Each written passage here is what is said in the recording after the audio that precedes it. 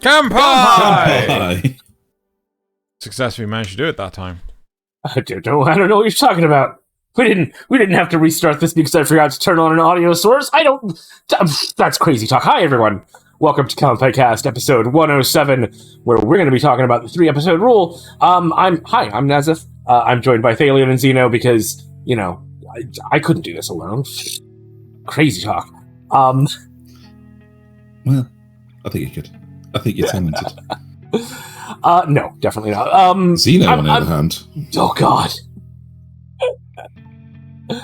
Actually, Xeno just came off yesterday of a recording of Notice Me Senpai that was really, really different from the norm. So, that'll be out in a couple of days for people watching this. But that's not actually what we're talking about today. We're talking about the fall, the autumn 2023 season that just started. And before we get into that, we got some housekeeping. So I don't know if anyone noticed the last couple of episodes. For this show and the news, I guess the last episode of each, were on Xeno's channel because, Xeno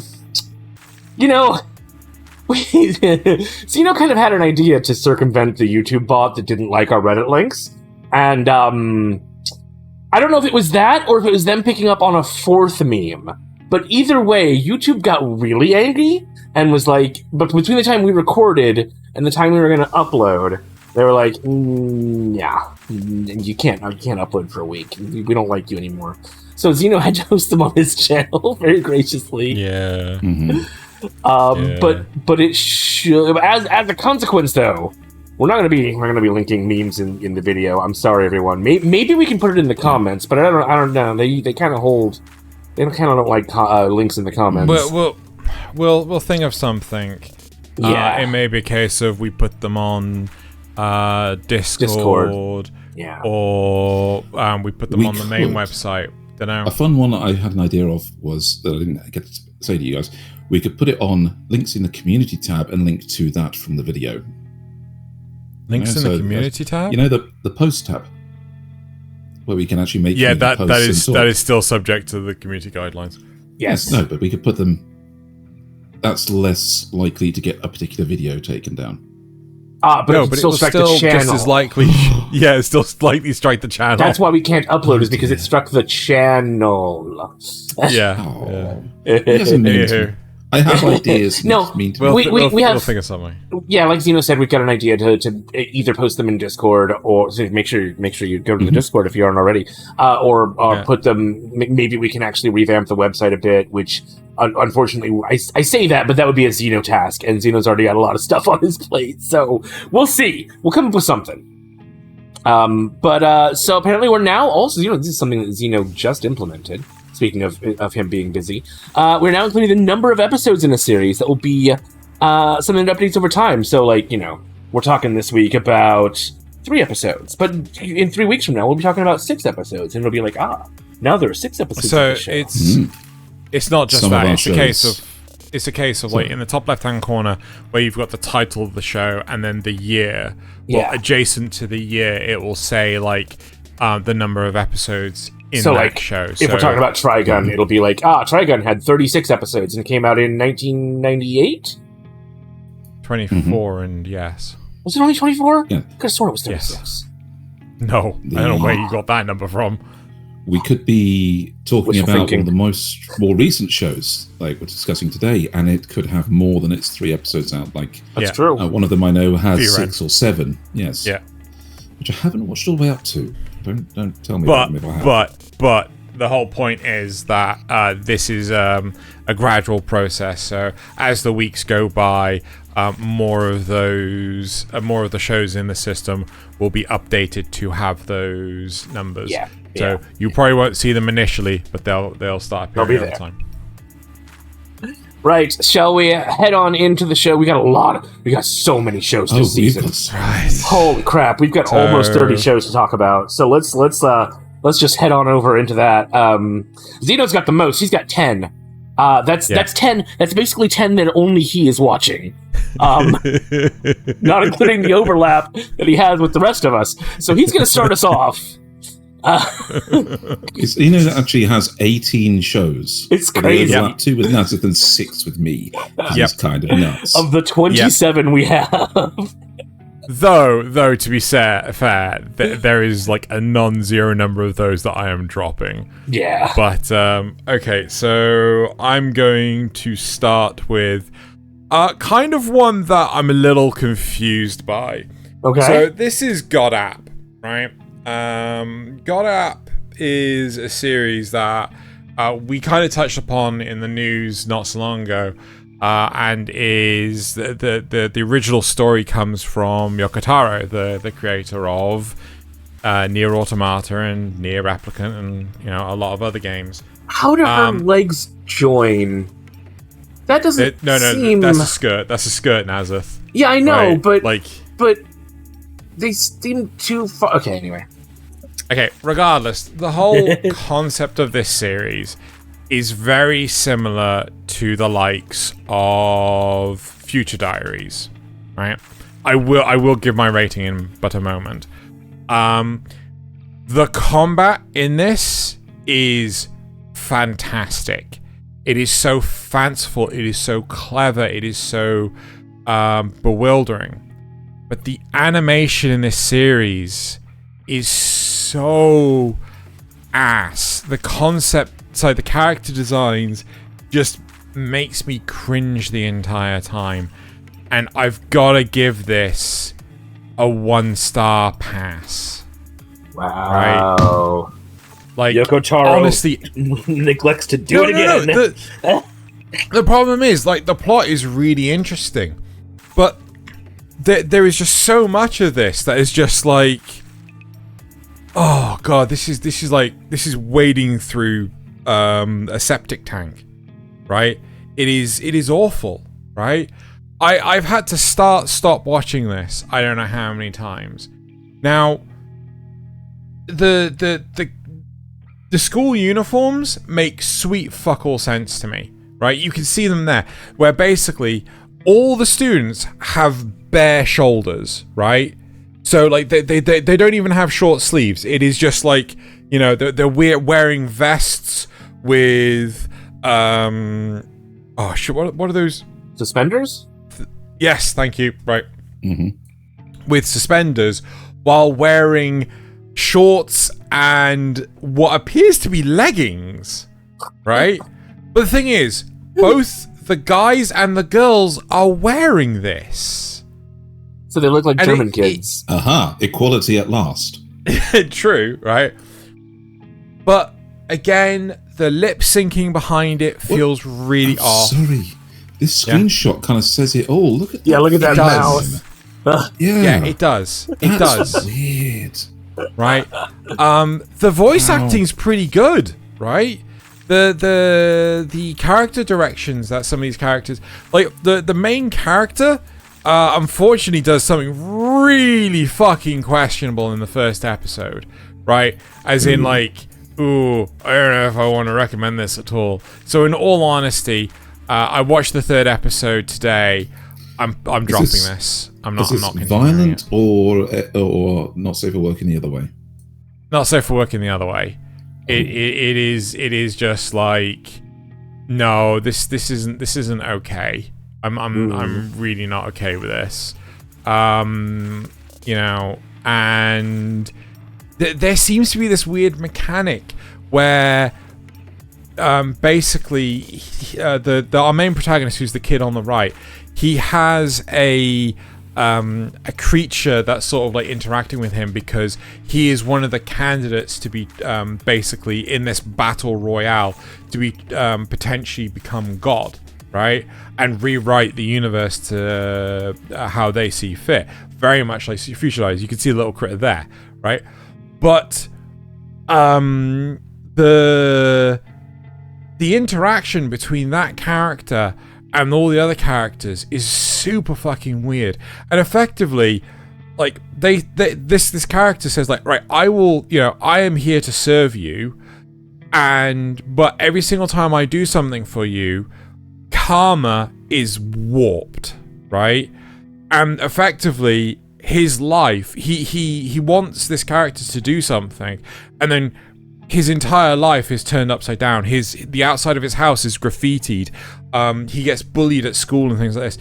We're not 100% sure as to what's caused this, because it seems like this kid has a bit of a troubled past. But again, it's like, well, did he originally have a troubled past, or did this warping of reality basically put him on a path to, they have a troubled past? Does that make sense? There is one thing I do know that should happen then. Yeah. He should be shipped off to his aunt and uncle's house in Bel Air. Ah, yes. Yes. Right. But I don't really want to spend much more time on it. Do you guys have any questions? Otherwise, we'll move on. Not really. Nah. Okay, then. Right. Who wants to go next? I think Nasuth I've got you. Yes. Yeah. Yeah. So I'm going to go with AMAIM, please, Xeno. Now, this was a 6-episode ONA. Released to their YouTube channel. Each episode was about 10 minutes long. I waited until they were all out so that I could chop out the opening and closing sequences on all of them except for the very first opening and the very last ending, and basically turned it into about a 45-minute movie. So, if you got an hour, you want to watch some robots, there you go. But this is technically not a sequel to the original. This is a side story. And it had the potential to actually be really good, but it needed about another 30 minutes to develop, and so as it stands, it's a nothing special 3-star. Right. It does tell a nice, tight little story, a little side story. But you've got to know the politics from the original show for any, why are they fighting over this tiny little island off the mainland of Japan? What are AMAIMs? What are males? What are, what's going on here, essentially? All of that you need to have seen the original series to understand, because they don't explain. But kind of, to some degree, they don't really need to, because this is essentially a story about revenge and coming. So there are two stories going on. There's a revenge plot between the silver-haired guy we saw earlier, who's kind of like this dark, angry character. He saw people die in the wars, man, in Europe, man. And this kid who wants to be a pilot, but he's only been in combat one other time, and at that point there was a surprise attack, killed everyone but him. And so he kind of has that trauma. But beyond that, they don't really have enough time to develop those characters. So you know that about them, but you don't really know much else. And I guess for this story, you don't need to. You basically see the kid kind of stand up anyway and do what needs being done. You see... do I care about giving away the ending? Well, I'll say that you see this guy get into the confrontation that he's looking for finally. I won't tell you how it ends up, but you do get to see that. So, but this kind of functionally closer to a Gundam story. So you could just go watch Gundam if you really want to see a Gundam story. The thing I liked about the original AMAIM was that it was a lot more focused on the repercussions for the people that lived in Japan, as well as the politics and the fighting. And this one is just the fighting, and by the end of the story, none of it really matters in the bigger scheme of things. This is all just a side story that has no impact on the main storyline. So enough. I mean, if you're just looking for a little robot action, it's not bad. The actual animation for the robots is really good. It's a little cheap in other places, not super cheap, but a little cheap. There was a lot of still shots with just the mouth moving, that sort of thing. But when they do stuff look at this. You can see in his eye a reflection of you can't quite make it out in this, but in the actual show, it makes a lot of sense, and it's actually really well. So there are moments like this that do look really good. Yeah, kind of clean in that respect. Yeah. But good moments don't always make a good show. a good show. Yeah. Anyway, that's it's a short show, so that's really it. That's all I got to say about it.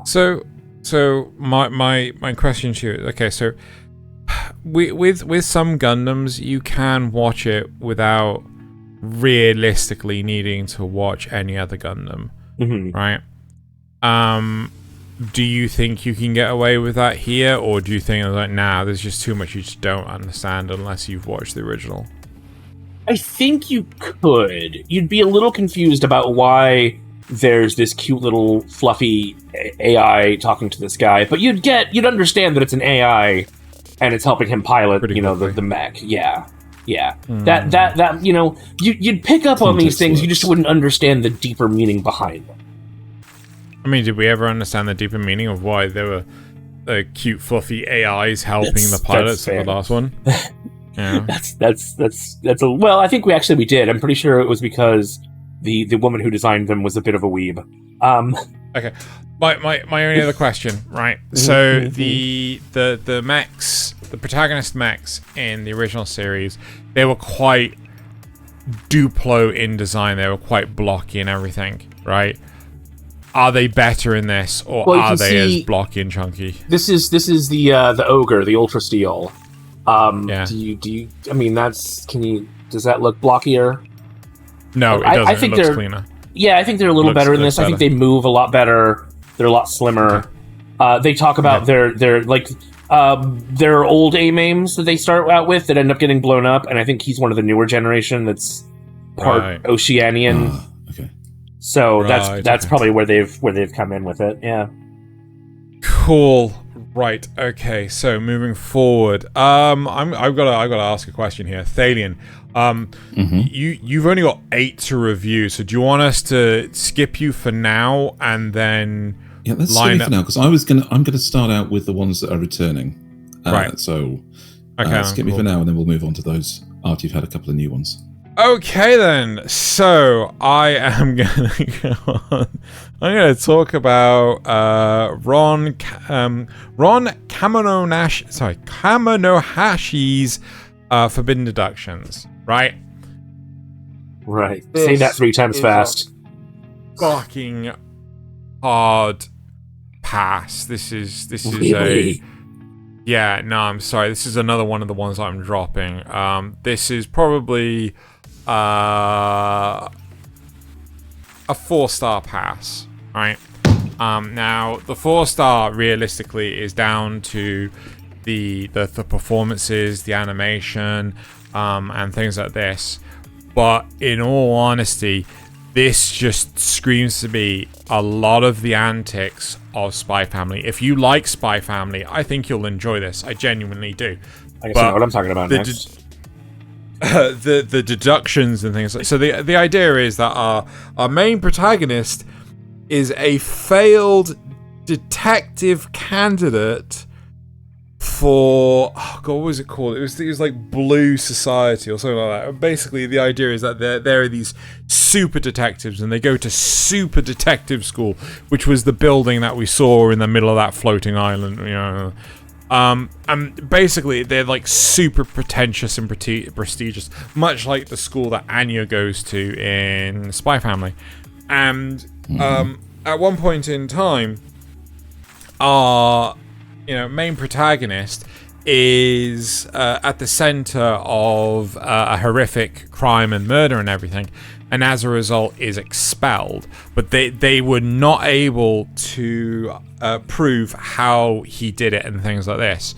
So they just basically expelled him. But this guy is a super genius. He can deduce absolutely everything just by looking at the scene once. So basically, he is like Sherlock Holmes in the Robert Downey Jr. movies, right? Oh, I was thinking of Benedict Cumberbatch, but sure.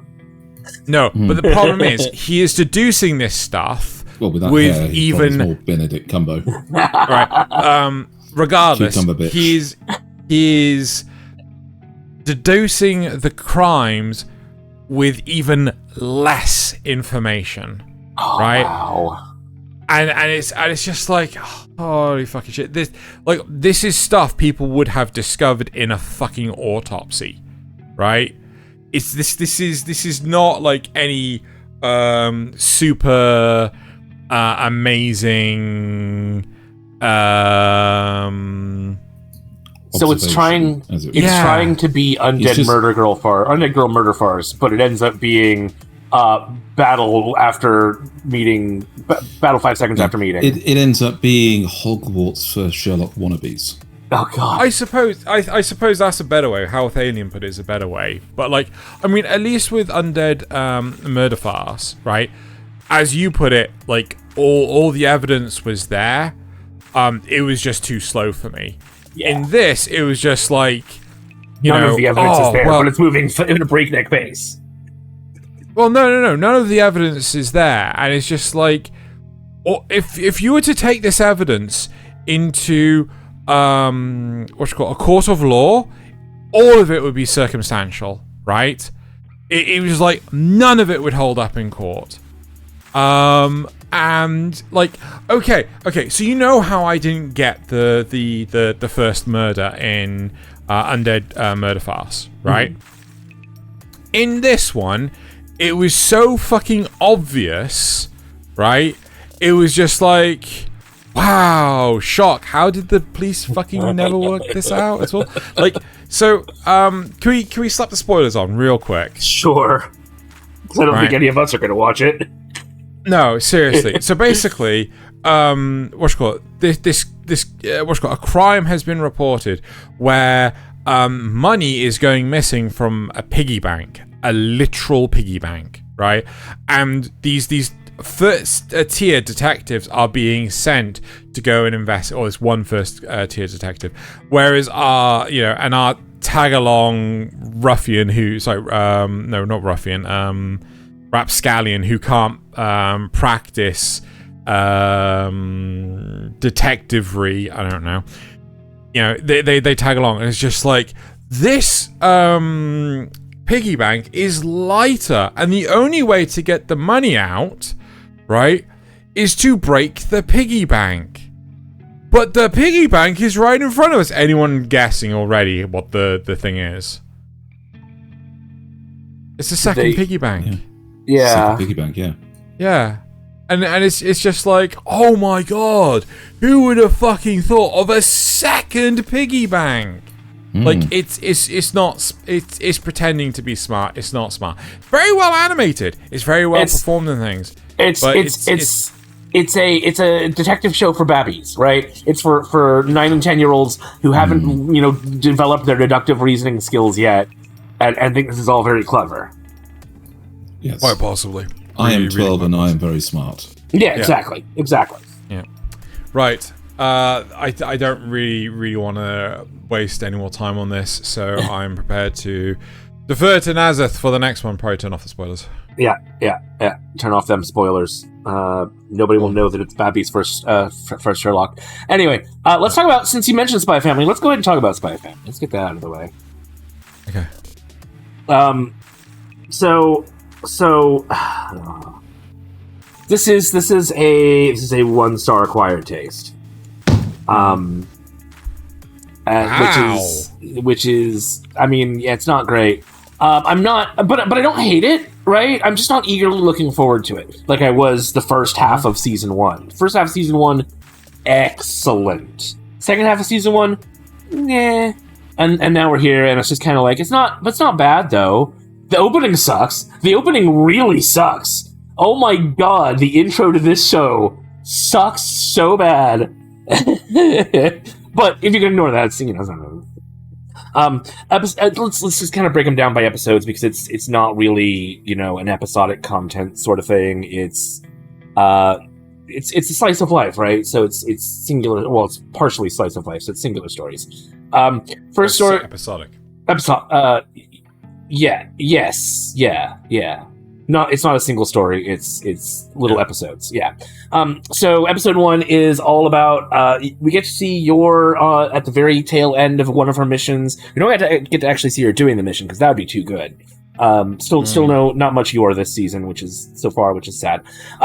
But we see her on the end of her mission, and one of the guys that she didn't quite kill shoots her in the butt. Right, and that's the joke. The rest of the show, or the rest of the episode, is Yor's butt hurts. and Lloyd thinks that she is angry at him because he's been relying too hard on her. So he takes her out on a date. And Anya and Scruffy here, you can see them in the background, are tailing them, trying to be... Well, she thinks she's being inconspicuous, but obviously she's terrible at it. And at one point they end up at a restaurant, and one of the guys from the group that Yor took out, who's decided to try and go straight, is working there now. And he's like, well, shit, I've got to poison her. She's right here. She killed all my friends. And so he, gets her fugu fish blood. And she drinks it, and that, because she's built up an immunity to poisons, that makes her butt feel better. She no longer feels her butt pain. And then Anya sets off a bomb to stop the guy from doing even more stuff to kill Yor, and that's the episode. The next day, Yor still feels bad, and Lloyd thinks that it's that's that episode. Yeah, I know. Episode 1 really kind of sucked. But they really. Yeah. So in the manga, because that happens much earlier on, that's just a bonus story where basically she's been shot in the butt, and Lloyd does cooking for her and things like this, and she's grumpy the entire time. That's what he takes her out on a date. And I think in the manga, I think she just gets drunk and she can't feel her butt anymore, and she's like super happy. But again, the next day, because it takes a while for the bullet wound to heal. Yeah. She feels temporarily better, but not better. Yeah. And I thought that would be the most fine. That's just adorable. I'm sorry. Yeah, that was right after she set off the peanut bomb. So I thought that would be all the spying we would see this season. Right, is right here. Yeah. It's actually not. But we'll get to that. That's episode 3. Episode 2 is split between. I actually kind of enjoyed episode 2. Episode 2 is split between the dog Bond, who can foresee the future, right? And he oh god, this scene. He foresees that he will die at the hands of Yor because Lloyd is busy and cannot make dinner. And so he thinks that if Yor makes dinner, he will die because Yor's cooking is terrible. And so he goes out. He escapes the house and goes out on a quest to find Lloyd, and finds him in the middle of a job and helps him finish the job, which is to steal a truth serum that the Ostians are developing. And since this is him imagining his death, one of his many deaths. And that bit's that's kind of cute. And then we have a Damien story, right? And I thought I was going to hate the Damien story, but it was shockingly good. It's about Damien is overworked and overstudying. And as punishment, right? Because the headmaster figures out what's going on. As punishment, Damien and his friends are sent out on a field trip. That it basically ends up being kind of like a little mini camping trip, and they go out to see the stars and recharge and refresh. And it's all about how you should take time to reconnect with the world and refresh and recharge. It's really good. It's nice. And then the third episode is about Yuri spying on... It's all about Yuri's job. So he's spying on somebody, on a subversive element, a subversive journalist. And what made this story good is, at one point, right, during his spy, he's very meticulous in his job, but at one point he realizes the reason the guy is doing it, he couldn't work at the newspaper anymore because of his conscience. And so he's doing this to make money to take care of his disabled father, his retired father, who can, no longer work. And for a brief moment, Yuri's like, "Ooh, am I doing the right thing?" But at the end of the episode, there's a little confrontation between them because, he still goes through with his job and gets the guy arrested. And he's like, "I will make sure that your father gets some assistance." And the guy says, "I guess maybe we're not so different." And Yuri says, "No, we are. I would never do anything that makes my family sad." So that's, we get a little bit more on Yuri, Yuri's motive. He's doing all this to stay with, to make sure he stays with his sister. Even though he has these moments of conscience too, he overwrites them with duty to his family and country. I thought it was a nice little story, but overall, still just basically, if that's the best we can get, I feel like it's still not as good as season 1 or the first part of season 1. And I'm still just not excited to see it. I just don't hate seeing it. Anyway. Yeah, okay. That's fair enough. That's a fair thing. I have not actually even started watching Spy Family this season. I just kind of fell out of love with it over the last season. and so I haven't even picked it up yet. It's good to know that people are still enjoying it. Oh yeah, there was also some Amakis at the end of episode 3, including Bondman here, who woos all the ladies, and then all the ladies turn on them because he doesn't pick any one of them. Anya won't grow up, or Anya wants to ride the bear at the like a bear ride at the grocery store, and can't remember what the third one is. It doesn't matter. Something about Damien. Anyway, silliness. All right. Next. Yep, it's you now. I'm going to pick up on the return of Goblin Slayer, and the this one. You better get this right. Yeah, I know, because this is one that we all enjoy, right? And I'm going to pop this because it's a good start to the series up into the low must watch. Really? Yeah. Get out. Get the fuck out. You are awful. Wrong. So, why have you found this awful? Okay, sorry, I'm going to put this at a 1-star must watch. Okay, right. Because we've taken the previous part of the show, right, and we're now moving on to actually start evolving some of the characters. You know, bring in more and actually take things in a bit of a what to me is a slightly emotionally good direction. This is the start. This is the start where they've got new adventurers starting in on the at the Adventure Society, and rather than just leave them to their fates, we've got our characters actually chipping in and saying, "No, don't go off to fight goblins. Go fight some rats, or you should take some of these with you. Here's some advice that we've picked up." And the guild actually sets up a training area for them, to have experienced adventurers show them some tricks. And what interested me was the fact they put this training area on the site of Goblin Slayer's old village. So it's you see it in the very first scene where he's walking through the wilderness and he turns and looks back at this bare area, and you don't really get the context of that until like the third episode, once they're in once they're starting building the training area, and they have the thing of people asking him if he's okay with it.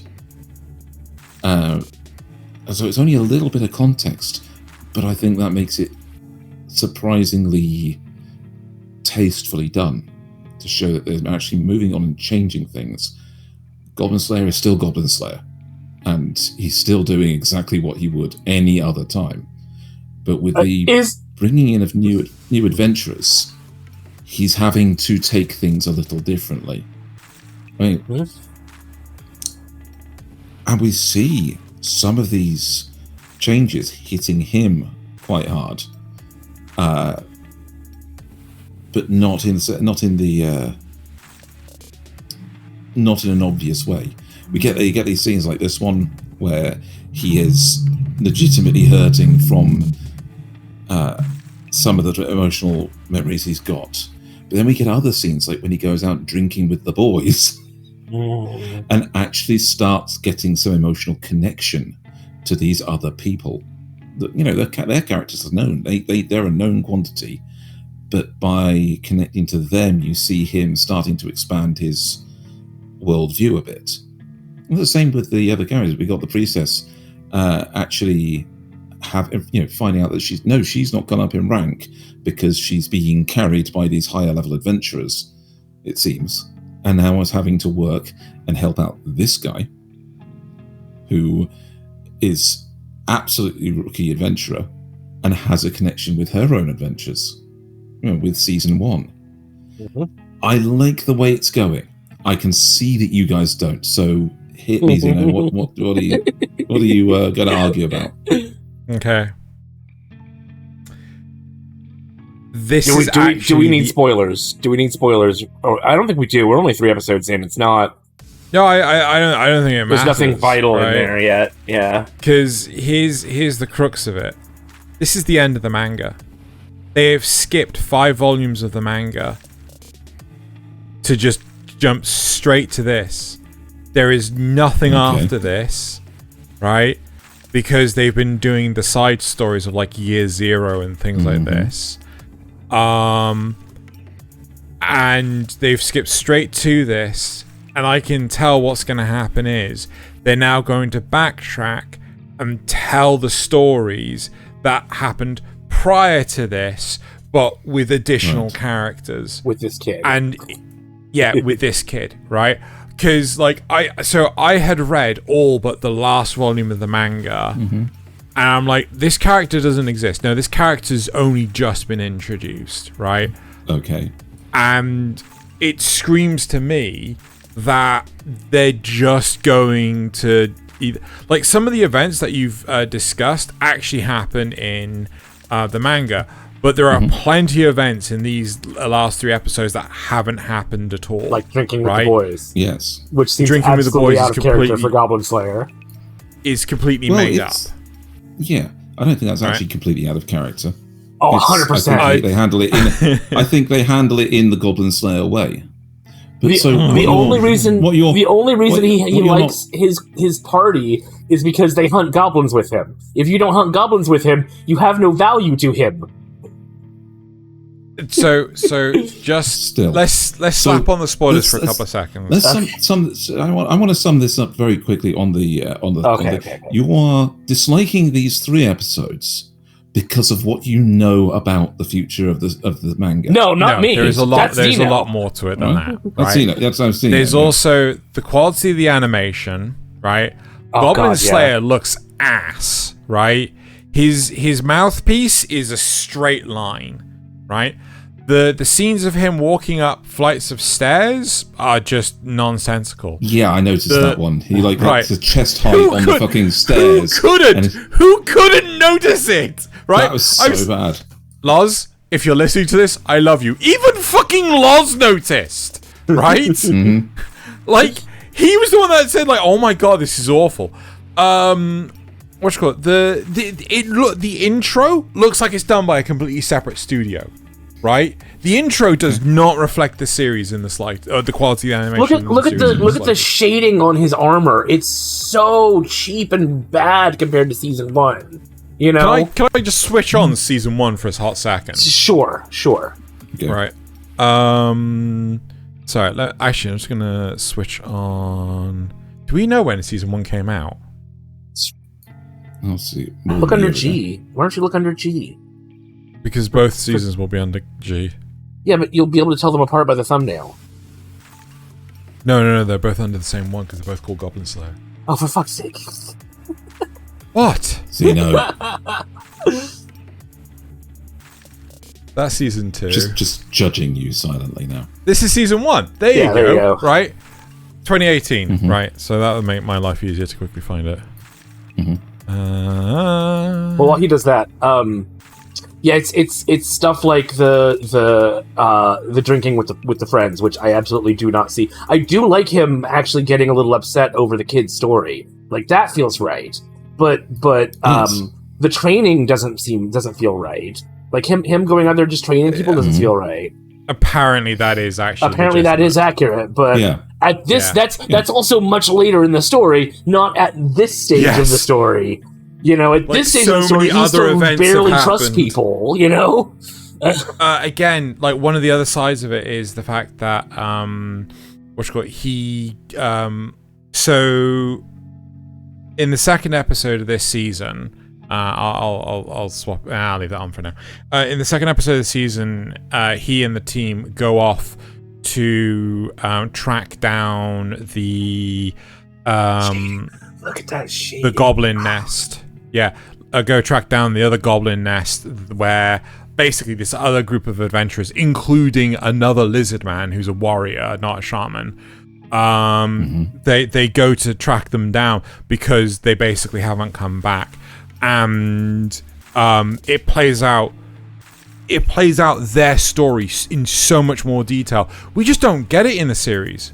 We just don't get it at all. Oh yeah, well, some guys who disappear, they don't come back. It does play it more for the learning thing of our new mage boy, where he makes the mistakes and he does all these things and everybody else has to save him. And of course they only save one person. See, I from feel the like season entire 1 event. Goblin Slayer would have dropped that kid the moment he fucked up like that. In the like, I can't trust you to do what you're supposed to do. I'm not adventuring with you.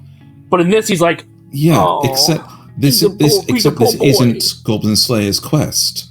Yes, he's slaying goblins. Yes, but it's supposed to be Freescale training this guy.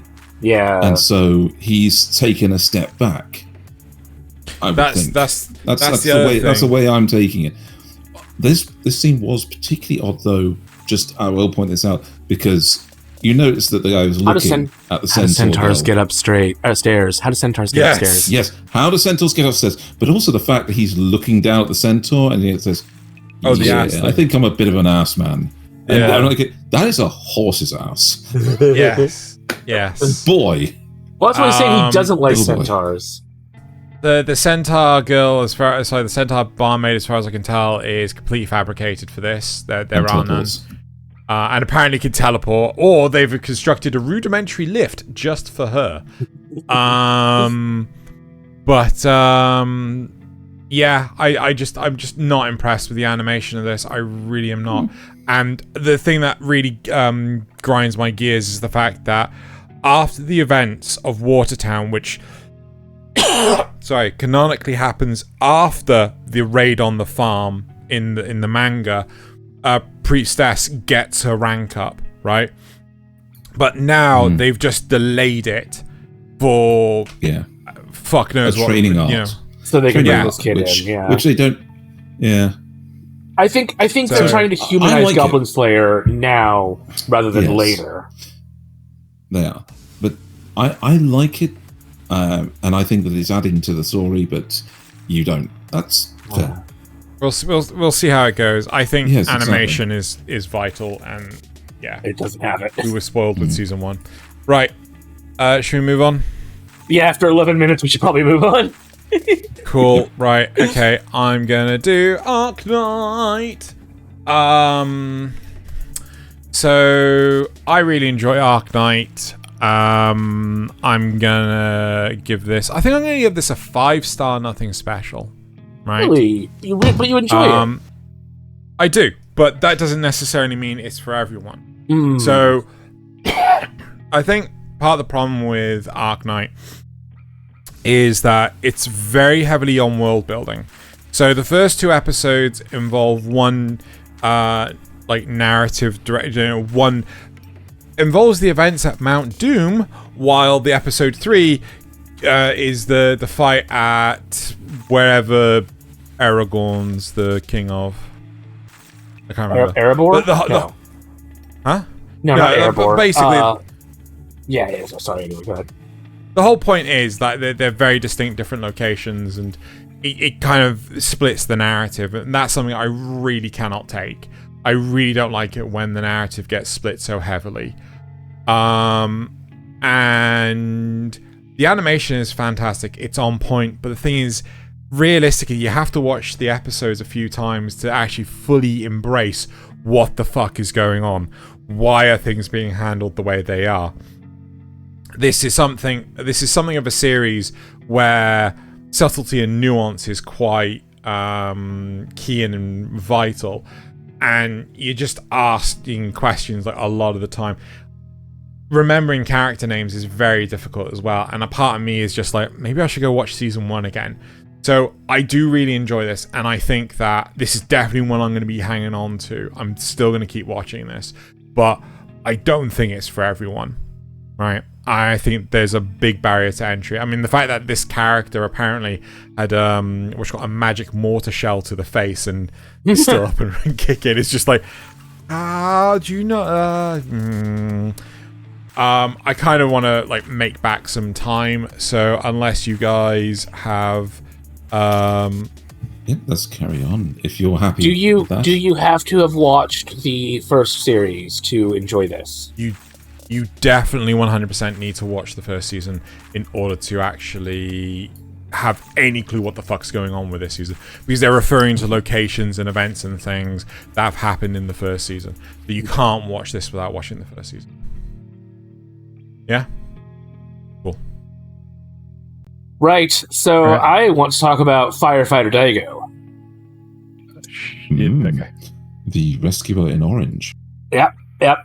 So the reason that this one interested me is that the preview, I mean, I had a feeling it might just be kind of firefighter recruitment porn, but the intro or the description still kind of made it sound interesting. Like, oh, these people are going to save Japan from its greatest disaster. Holy shit, that sounds amazing. That sounds like some Michael Bay stuff, or not Michael Bay. Who was it Roland Emmerich in the 90s? The guy that made Independence Day and stuff? I think it was. Anyway, sounds like it could be that, that level of, oh, it's going to be so cool. No, it's literally just firefighter porn. Firefighter recruitment porn. So I am, but that said, there are like some redeeming qualities, and if you like firefighters, you'll probably like this. So I'm gonna give it a 0-star acquired taste, right? If you really like firefighters, you'll probably like this. But for everyone else, it's gonna be boring as fuck. I mean, if you only like firefighter calendars. I wouldn't even necessarily say that. It might be closer to Police in a Pod. I've never watched that. What is his arm doing? Yes, that's not human arms quite work there. It goes really, like, in terms of realism, it's really probably pretty good. It goes deep in. It's mostly covering their training arc. So the first 3 episodes basically cover their training arc. And it goes in depth on the procedures in like how they have to spend X amount of time in the classroom, and then they start doing practical stuff like learning how to move in formation, which is what this is right here. Not only move in formation, but stop in formation. As fast as they can possibly move. There's a one scene where they go into a practice burning building. Like, the building is actually on fire because they do this. I've watched back in like the 80s or 90s. I think it was the 80s. Reading Rainbow did a firefighter special too, and they went into detail on they go into actual burning buildings because you've got to have some practical experience. All that stuff on point, real on point. Episode 2, though, has 10 minutes of... I don't think I started my... Okay, somebody did.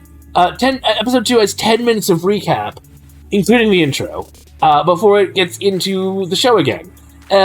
Episode 3 is a little better. It's only, 5 minutes plus the intro. But still, I think they specifically wanted to stretch out these 3 episodes to cover the training arc. That's One Piece levels of recap.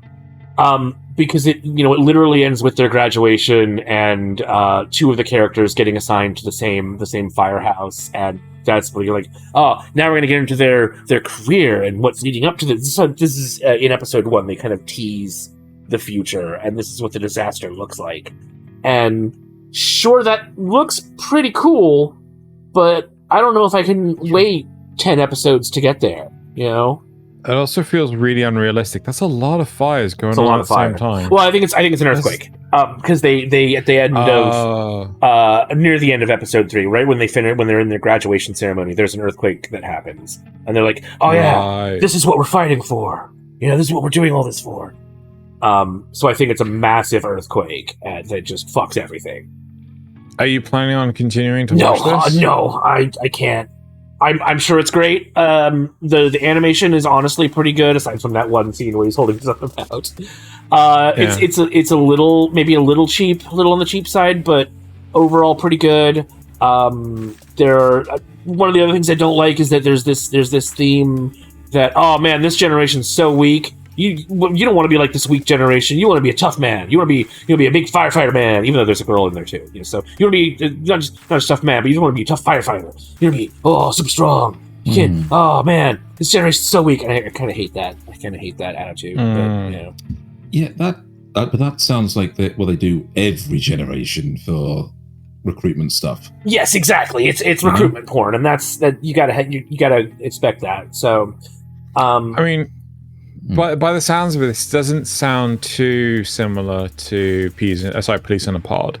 Because with Police in a Pod, it was more a case of like the day-to-day life of patrol officers, which so is like what they when might get have to- into from here, but I don't know if they will. Yeah, but they started there with police in a pod. Yeah. So like when there was they had to deliver bad news, they had to deliver it in such a way. They had to teach like the rookie, like you can't just say, "Hey, it sucks to be you," sort of thing. You know, like that they had to really approach formality and things like this, like how, you know. And again, you learn a lot of Japanese culture from that. You know, how they present the news and things. And it was a case of like, you know, they say like, you know, we may have to be here the entire rest of our the entire day. Yeah. Right, just consoling this family, you know, as opposed to just delivering the news and then fucking off. So, you know, there's some of that. There's definitely some of that in here too. It's like, oh man, we'll have to. We need to learn how to carry dead weight. Because we'll be carrying, you know, if you're going in to rescue somebody, you'll be carrying dead weight, and so they spend like 5-10 minutes on that. Yeah. But yeah, just. Anyway, shall we move on? Yep. I'm going to do the other big returner, which is the Rising of the Shield Hero, and I am going to knock a couple of points off for the previous season. I know, because I'm going to put this onto an acquired taste, and I'm going to put it onto because you do have to make it through. You do have to make it through season 2. You do have to make it through the second season. Do you though? You do. You do. Yeah. I mean, you could just fucking watch our special on it, and then there you go. Yeah, there is a good point. We could, but if you don't watch us, and you're just coming to this now, then, yeah. So I like the new additions they've made on this. Some of the new characters they bring in, and I like that it's actually getting going again with some of the adventures.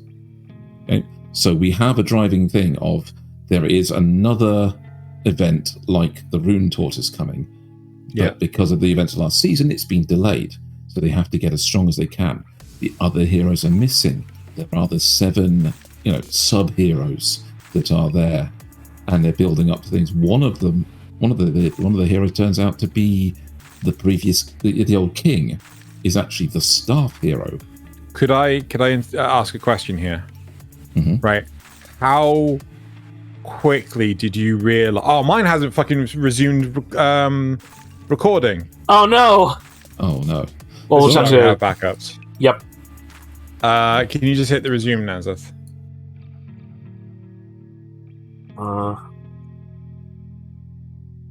Yeah, there we go. Okay, so how quickly did I realise that it was the old king? Yes. I realised it straight away from the way he was looking. He noticed the queen. Right, that's interesting, because both myself and Nasuth didn't pick up on it at all, but Loz did. Right? Oh. So, like... My man. Yeah, so... I wouldn't have even in that last picture that was up, that was in episode 3. I wouldn't have even picked up then that it was him. That was him. Oh, okay. Because it's been so long since we've really seen him, and that is true. But the thing is, when they said that the staff heroes here in the cast, I thought, oh, who could it be? What I thought he was just like some weird wizard guy or something, Yeah.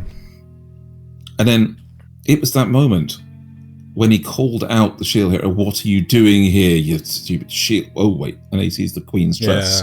I went, "Oh, crap! That's the king, or the previous king." And I'm like, "Oh," and then. But see, in a scene just previous to that, I think they talked about how we've restored the worship of the 4 heroes and not just the 3 heroes, but there's still a lot of people, a lot of nobles and stuff that don't like it. So I just thought he was one of those. I didn't even put together that it was the king. I just thought he was some like wizard or noble or something. Well, I thought wizard because he was wearing the robe, but Yeah.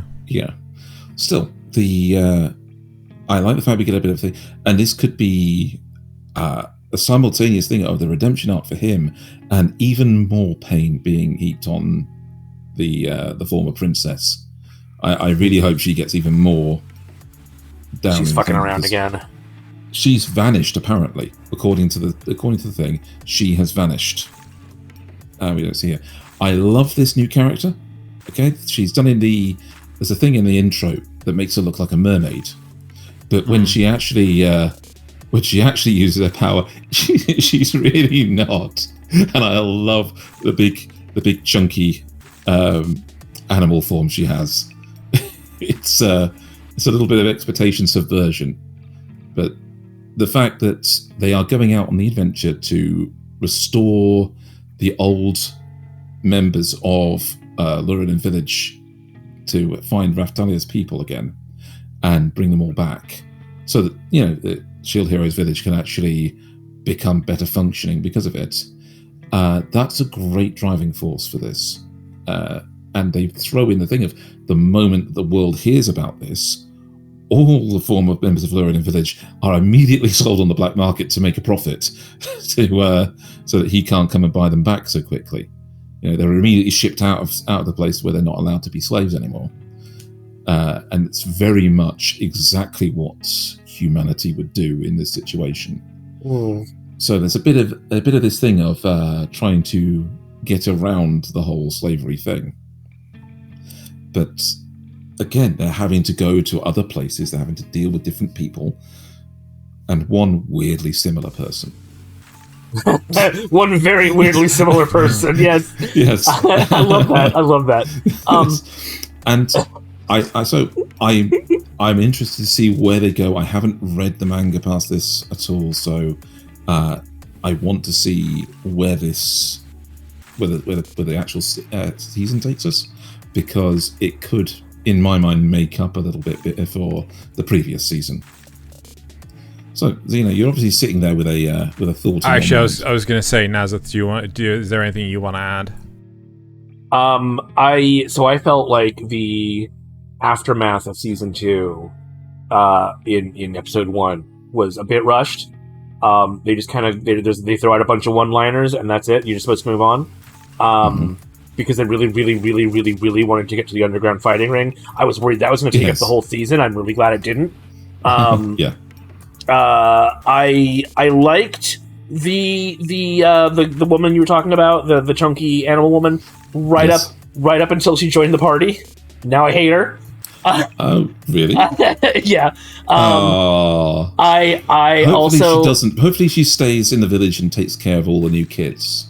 Yeah. But we'll see how that goes. We also talked a little bit when we were paused about you and I, while Xeno was gone. I feel like Shield Hero is less clever in this season than he was in season 1. He's more reactive, like he was in season 2, less proactive. I thought that the attack on the village, I feel like there should have been a plan in place.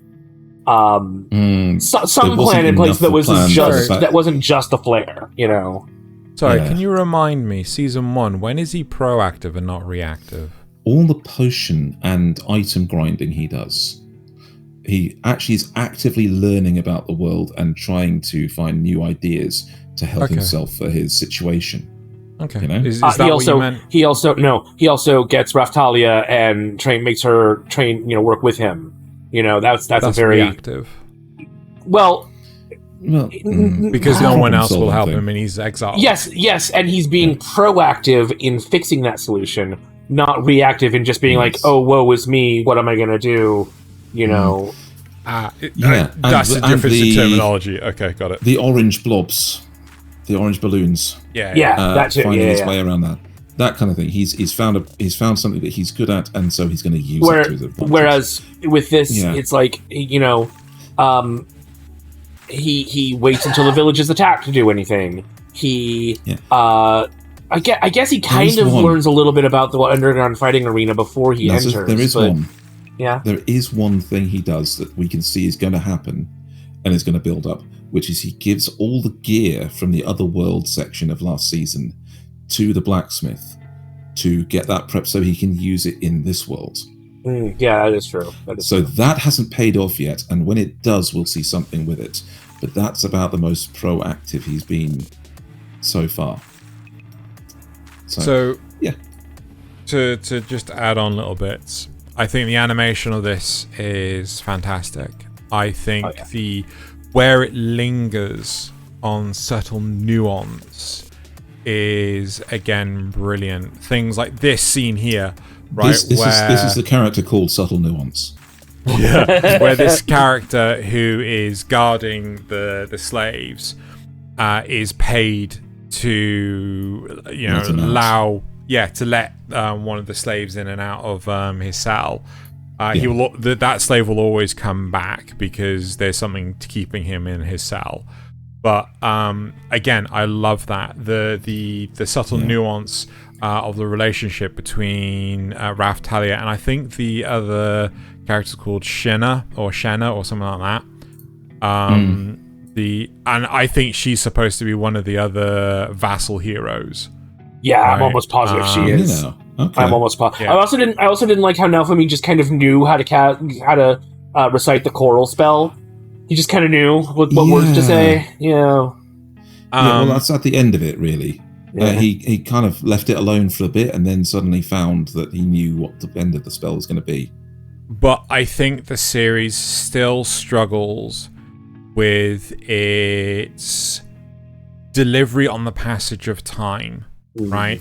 Right. Because in episode 3, I'd argue we've got a couple of weeks have passed in that one episode, but it does, it's very hard to pinpoint how much time has actually passed. Yeah, because of they do a little bit to say, oh yeah, this character's healing up, and they have to do this every day, and then they are finally healed. They don't actually say every day. The way they say they just say several times. I swear they said every day. I swear they said every day, Nasuth. I'm pretty sure you just said several more treatments every day. Yeah, so it does either way. Every day to get it anyway. But at the same time, when they finally had the character healed, it's like, oh, aren't you surprised to have it done so soon and that kind of thing? Yeah. Like, yeah. Is this a matter of days or is this a matter of weeks? Weeks or even months. We don't know. Yeah. We got that said, I care more about these kids than I care about us. That's true. That is very, very true. Like, yes. So the way that they deliver the emotion is leagues better than season 2.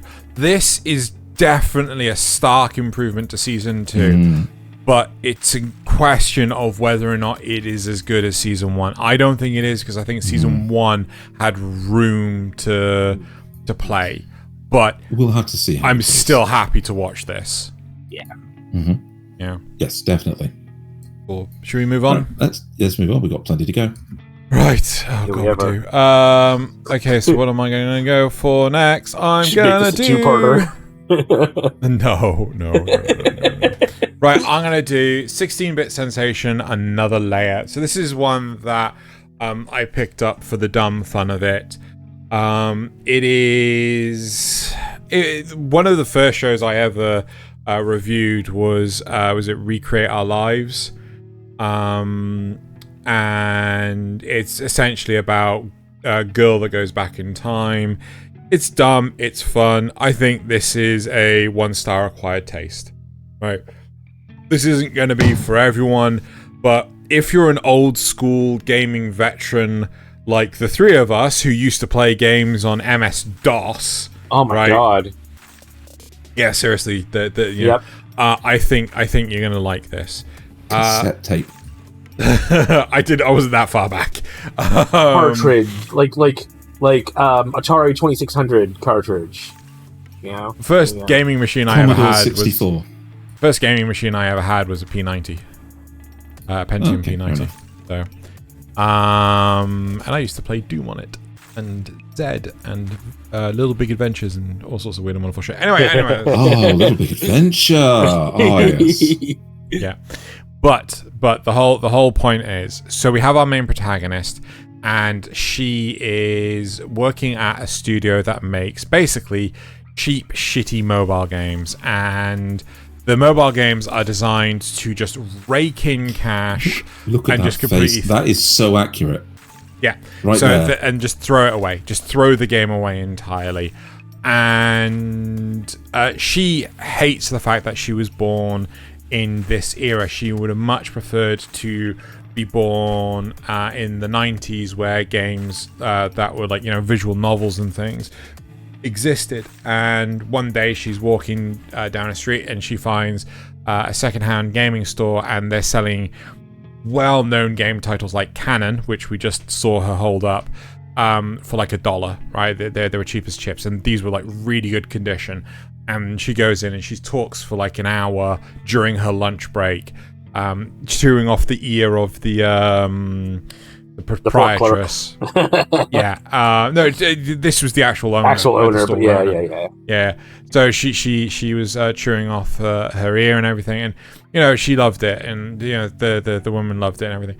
Lo and behold, she goes to good old Mackie D's, opens up one of the boxes. It has floppy disks in, right? Oh like my God. This is how old it is. Yeah. So like they portray it as floppy disks, and as she's opened the box and everything, she gets sent back in time. Akihabara looks completely different. So instead of actually having like loads of signs of like Genshin Impact and, you know, sexy anime figures and what have you, they remind me to come back to the screenshot. But you know, they're just like straight standard neon signs that just have words on them, like, you know, electronics and shit like this. So she's obviously gone back in time, and she stumbles across a old game studio that was where her office building was. It was above literally a video game shop. So she ends up stumbling into there, and she basically gets hired for a couple of days as an intern, and she learns the ropes on how to do pixel art. And she's talking about, oh yeah, just hit me up with Photoshop and drawing tablet, and I'll fly. And they're like, what the fuck are you talking about? You've got a mouse, you got MS Paint. What more do you want? I mean, it wasn't even MS Paint. It was just some other drawing package. And you know, she was learning the ropes. She was learning how to do anti-aliasing using the actual anti-aliasing is something that I absolutely love. Yeah. Yes, right. So the blending of different colors, and it was all 16-bit colors and everything. Yeah, it was fantastic. It's a very lovely series. It's very done, very slice of lifey. So I'm not quite sure if this is up Nasuth's street. But again, so after the events of her event, like, you know, them completing the game, she ends up going back to her regular time. She hates it. She absolutely hates it. At this point in time, she's actually quizzed. Name all these ports on the back of the machine. It's like, I could if you drew them in more detail. I can't tell which one's an RS-232 port and which one's anyway. Right, yeah, but that does look pretty good. Yes, you know. Anyway, unless you actually are trying to identify most of those ports. So let's just try to. So in the end, she ends up going back in time again, but it's 4 years later. She's been missing for 4 years. Oh wow! And that's how long was she actually back in the past? Was it just back days? In the present, or back in when she was making the game? How long did she spend there the first time? Was it I think it was like days or weeks. I'm not entirely sure, because again, it was definitely not years. Together the art. Definitely not years. Definitely no. So we're not like I think a it was days. situation where I think it was days. Okay, yeah. No, and then she went back to the present. She was there for I think a few weeks or a few months, so like a month or something like that. She was every single time. She wanted to go back to the past so often. She would go to work with a backpack full of spare clothes, a sleeping bag, and all sorts of stuff, just in case at any random time she went back to the past again. Yeah. I love that. Yeah, so she was ready for it to happen again. And honestly, if that happened to me in the first place, that's exactly what I'd be doing after I got back. It was just in case packing for it, because and she would retrace her steps every single day, just trying to get it to happen. So it's very charming, it's very whimsical, and again, it's something really, really funny where they're talking about the main programmer of the group. I could be wrong, because again, it's a mix of terminologies again. I think he's talking about like he will only develop their next game if it's on Windows 98. He will not develop it unless it's a Windows 98 exclusive. I think I could be wrong. Either that, or he's talking about the other machine that he wants to make it for. But it's anyway. But it's funny because they say, "Oh yeah, I'm used to Windows 10." And everyone in the room is just like, what the fuck is Windows 10? We're on Windows 95. Like, that's way more than 10. Yeah. So it was quite funny. And hilariously, this was set in 1996, and Windows 98 was out at that point. So, which was funny. But yeah, so I'm enjoying it. Hopefully it maintains its humor and maintains its goodness. I'm going to hand over to the next person. I'm probably just going to start going through these in alphabetical order at this point. So let's do a Returner's Magic should be special. Okay. Now, functionally, I feel like I should hate this one. But I don't. And it's really hard to pinpoint exactly why. I'm gonna give it an acquired taste 2-star. So it's not amazing, right? But I'm still intrigued enough to keep watching. I think there's a lot of potential here, but it could also go real bad. Functionally, this is actually quite similar to Ragna Crimson, right? We've got a character who starts in the future, but whereas Ragna Crimson, right, his future is all terrible. It's just all everything's bad. We'll get to Ragna Crimson later. Don't you worry. In this one, right, things are also kind of bad, right? He's seen a lot of his comrades die along the way. They've been fighting against this. What are they called? Shadow worlds? Yeah, shadow worlds. So they've been these shadow worlds appear and they start ruining areas of the world. And the only way to stop that is to go into the shadow world and destroy the boss. Essentially, it's kind of video game rules, but a little bit. But it doesn't. It's not like a lot of shows where they just ape heavily on video games. Like you've got stat screens and all this garbage. It's not like that.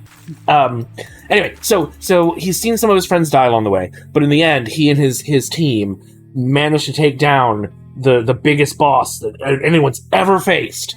And they're like, oh great, we get to go home anytime now. We'll just wait and sit around talking for a bit. And so you get to know them.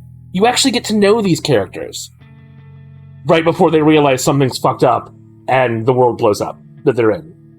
And seemingly, our main character, this guy right here, is the only one sent back in time.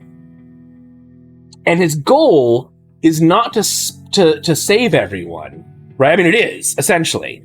But his true goal, he knows he can't do this alone. He needed the team the first time.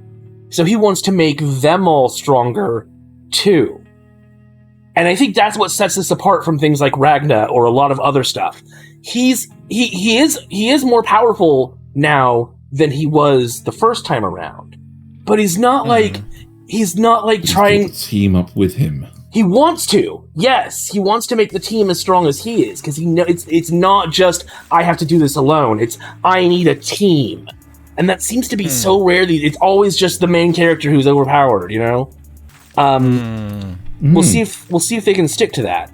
On one of the things I don't like is that they don't seem to really reflect too much on what things have changed already, right? So they're in the second episode they have a test, like a placement test for the school they're in, which magic school. And he manages to win it. Right? Now, they don't say whether he won it the first time. I have to assume he didn't because he wasn't as powerful the first time through. And there was somebody else in there who was way more powerful than he, she actually had a chance of winning, right? She could have stopped him, but she got caught up in her own pride. She thought that the goal was to get to the end, be the first one to the end. And you could do this by any means necessary, and that included taking out your competition. And so she thought that's what he was gonna do. And so she was doing all this stuff to try and overwhelm him and overpower him. And he was just like, yeah, but I can cover myself in magic grease and then use an explosion to propel myself. Yeah, I might injure myself, but this is a shadow world. Nothing that happens here actually is permanent. So I could basically kill myself, well, more or less kill myself, and be fine. So he outsmarts her, and I like that. Okay. So it's Poe on the fireworks cart. Yeah. Yeah. So I'm just going to launch myself on explosives to the end because, the rest of you just getting there first. But what did that change in the world? He still ended up in the beta class because he's a commoner, right? Only the nobles get to be in the alpha class. So what did that functionally change in the world? And they never really seem to reflect on that. And I want that to happen. That as a concept. I like that as a concept, though. This is the thing. So the idea being that the overall events of the world are unchangeable in the sense, so a commoner will still end up in the beta class. The other worlds that he's going to fight these monsters are going to happen. But the way it happens is something you can influence and your degree of success. Now that I like. I like that as a great concept. We've been seeing this girl with pigtails, right? He knows that if she joins, she's also in the beta class, and he knows that if she joins, there's a team in the alpha class that's trying to court her because she is technically a noble, and he knows that in the future, if she goes with them, there will be some tragic event, and she'll get kicked out and feel all the worse for it, right? And so he tries to bypass that, knowing that she will also end up in his party eventually by getting her in by now. Recruiting her early. Yeah, and that one actually works. Right. So there are some things that he's able to change like that. Well, yeah, so he can, the event being that she ends up in his group. Anyway, and so he just bypasses the tragedy that gets her there. Yeah. See, okay. So there's a lot of stuff here to honestly like. Yeah, go ahead. Sorry. If I drop another show, I think I might pick this one up. I think it's worth it. I think it's worth it, honestly. Any other questions? No, I mean this has actually sparked my interest. Considering the shows that I want to drop, I may actually pick this one up. Yeah. Cool. Don't worry, we'll get to Ragna. I'm gonna move on to slightly alphabetical order. I'm gonna go with Berserk of Gluttony, and this one, you've got the wish fulfillment thing, but there's a little bit of a rise in it. So I'm gonna call it a 4-star, nothing special. It's not good, but it's not bad either to me. Where did there it goes. Yes. So the basic thing is everybody in this world has an ability, or maybe one or two even, that they can use to get by in the world, and everyone is classed based on what their ability is. You've got you've got your nobles and things with high-ranking skills. You've got the Holy Knights with their expert skills or whatever, and then you've got people like our protagonist who gets a skill that apparently just makes him hungry all the time.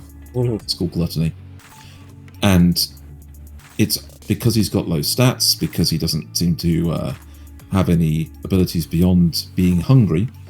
He doesn't get given a chance, and he's put upon by the nobles. He's put upon by the Holy Knights. The Holy Knights apparently just seem to be lording their status over everyone and stepping on the commoners, apart from this girl, who is the daughter of the current, or at the time, the current head of the Holy Knights Order, and is trying to kind of cut back on the attitude that all the Holy Knights get.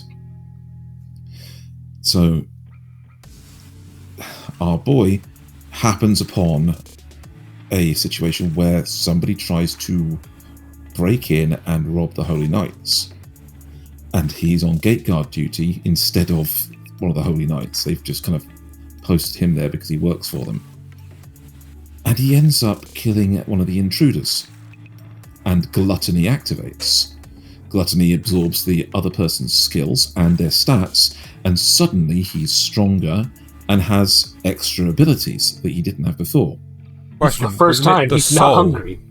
Yeah. Wasn't it the soul? I think he absorbed the soul, yes. So and by absorbing the soul, he absorbed the abilities and stats. And so he suddenly has like a useful ability, which is telepathy, and it also appraise, which came from this thief. So his ability suddenly rises, And he goes to try and find a way to use this. He goes out to buy a sword, and he uses a praise to try and look through the sword bin and finds an old, janky-looking sword, which speaks to him. Because the sword is greed, and its previous owner also had the gluttony ability. Greed and gluttony go hand in hand, apparently, and so it reached out to him. And but they're also so he like buys forbidden abilities. Yes. If anyone knew And either of them only- existed, well, they'd be destroyed. That's what I was getting to. Is he goes out to try and let's kill some monsters with this, right? And he starts getting all these extra abilities and leveling up and gaining all these stats. And it's only then that Greed, the sword, tells him, "Yeah, this is actually you probably shouldn't talk to anybody about this, because if they knew, you'd get in trouble, right? And you best keep me a secret too." And they were like, "Oh, yeah, shit, you're right. I can absorb other people's abilities by killing them and eating their souls. I really shouldn't talk." Has basically about this. limitless potential. Yes. So by episode 3, we've actually moved on to the point where he has the old leader of the Holy Knights has died, and his daughter is trying to take his place. And in that way, leading the house, she actually brings on our protagonist to work for her rather than for the nasty, horrible Holy Knights that he worked for before. And there's a little bit of wish fulfillment going on there, where this girl is obviously interested in him as well, but of course she's a noble and he's not, so not really going to work out in social speaking. It's not something that anybody would really support. It's a very Anakin and Padme relationship. Yeah. Is it? It really is. He's definitely not as bland as Anakin. Because she's a senator. We also, by episode 3, we find out that he can feed his acquired stats and levels into Greed to give it more abilities. So by episode 3, in fact, he has to. A bow. Yes, if he wants to keep using Greed. Once he gets enough power, if he doesn't transfer it to Greed, he can no longer wield Greed, like ever. Yes, Greed will just reject him. Greed's just decided that no, if you don't, because he's greedy. I will stop helping you. Yeah. Yes. That was it. So you go through these things of he still has the skills, but he doesn't have the stats and levels anymore, and so he has to, take this a little bit more carefully. He can't just become a rolling stone that can kill God eventually. He has to reset every now and again. But in exchange, the weapon becomes even more OP, because, not only is it a bow, like you said, it's a bow that has infinite ammo with seeking arrows. Yeah. He had to give up his power, but he got an OP item in return. Yes. So there's a bit of wish fulfillment going on here. I kind of want to see where it's going because, waifu bait and everything. But also there is that thing of his gluttony quirk, his ability, will not settle down forevermore.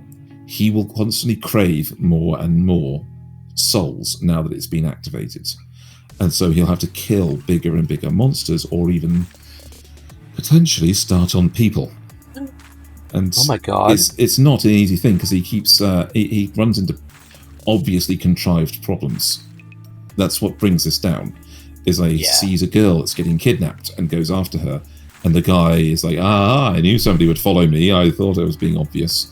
There's always some hero that tries to stop me. And no, of course he kills him and absorbs his abilities as well, and frees the girl. Takes her back to the orphanage, which was her home, and immediately goes out to kill a whole load of monsters and drop the loot from those monsters on the orphanage's door to help fund them. It's an obviously contrived situation, but it kind of does feed into the overall thing of him just getting hungrier and hungrier for souls. Also contrived that the girl he likes is going to be hunting him. Yeah, there is that. But I just realized this is actually just Dark Souls, right? You go out, you get souls, you use the souls to level up your stats, and then you do a new game plus, and yes, Oh my god, it's just Dark Souls. So I want to see where it's going. It's the same. It's one of these trashy shows that I'd like to see where it goes and see how bad it can be, or whether it turns good in the end. If it just stays average, I haven't lost anything. So let's move on from that one. Unless has anything to add. I mean, I've already added a bunch, but In all honesty, this is one of the ones that I'm dropping. Yeah. It's just like I feel that there's other stuff out there that I want to watch. And as Thalien's already too rightly pointed out, I'm already watching 18 shows. I want to drop a bunch of them. I'm gonna keep going with it. Huh? I'm gonna keep going with it for now. Fair. Talking about weird, trashy shows. I'm going to talk about the Demon Sword Master of Excalibur Academy. The what and the who and the what now? Yeah, the Demon Sword Master of Excalibur Academy. So this is currently a 3-star nothing special, right? Now I'm going to keep watching this over Ragna Crimson and Berserk of Gluttony because of, a lot of people have this desire for power fantasy tropes, where you have the likes of Ainzungon or Sid Kagano or Kirito or whomever, who realistically is just a Gary Stu that just basically walks into place and just owns everything, right? I'm the best at whatever I do. Our main protagonist here is no different, aside from he's a literal lich, right?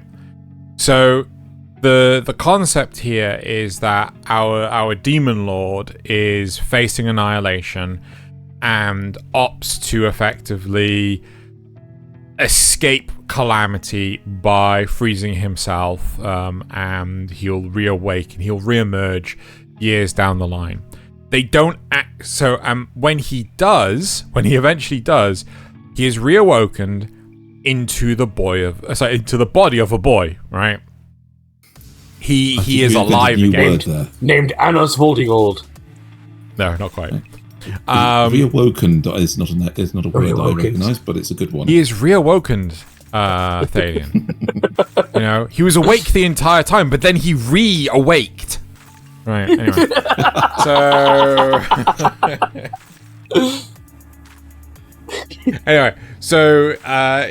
What's it called? Our main protagonist awakes to find himself confronted by the girl that is seen on here. She is trying to free him from his frozen prison, and as he does awake, he is in the body of a child, right?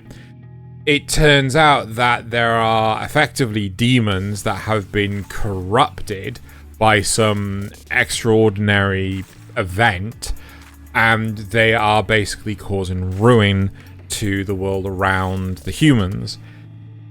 The weird thing is, the humans are now so technologically advanced, it is sort of your, fanciful high school academy sort of situation. Think of Asterisk Wars or the Chivalry of a Failed Knight, or so basically it's sort of like a high school show in that regards, but this kid is a lich.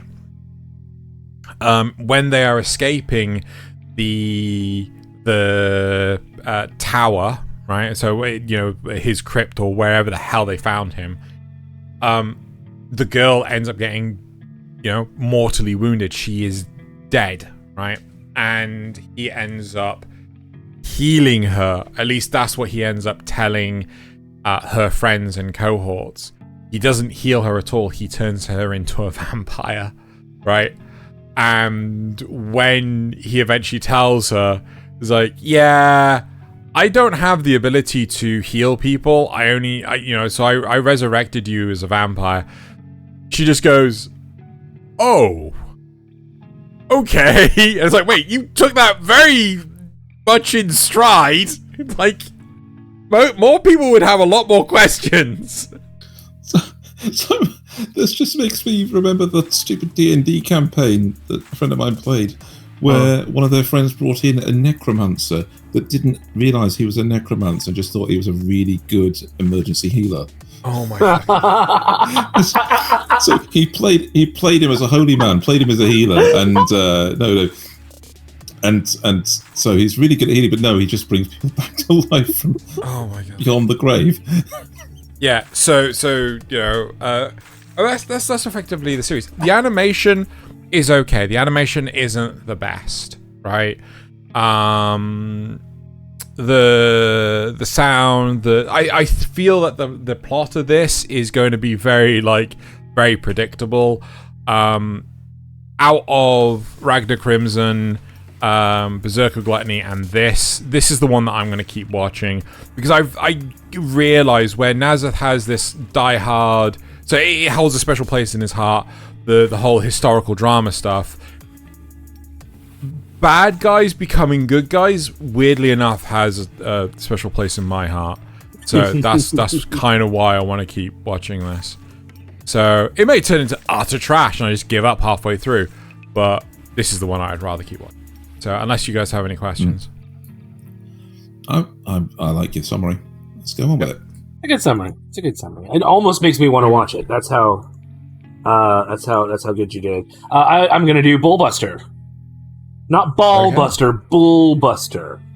He's gonna bust some balls. So this is really. What is this? I know. Animation? Okay. Don't worry about. That's fine. Oh, don't look at it. Don't look at it. No, don't look at it. He's Xanaxing. It's fine. Because he's a fuck. Look at this. Right. This is his idea for different logos that they could use for the company. He is 100% a weeb. There's confirmation of this in episode 3 when we actually get to see inside his room. I'm giving it an acquired taste 4-star. Right? I really like this. I think it's honestly really good. Really? I honestly think it's really good. But it's an acquired taste because you have to be. Because it's really okay. It's really weird. It's both a giant robot anime. And a like an office, like a kind of like small business office drama, not drama, comedy. Sorry, comedy. And this guy, oh my god, this guy is so much fun. He just loves what he does. He loves making giant robots. His dream is to use this giant robot specifically that he has spent so much time designing. Question. That doesn't look like a giant robot. That looks like a real robot. Okay. I meant it as a robot that is giant. Real robot. I meant it as a robot that is giant versus a... Real robots. Yes, yeah. Gundams, right? Pat Labors, right? Yeah. Giant robots. Yeah, Avas, okay. It's a real robot. Yes. Okay, cool. It is a robot that is giant, but it is a real robot. Test that Avas aren't robots. Fuck off. Yeah. I'll tell you that guard.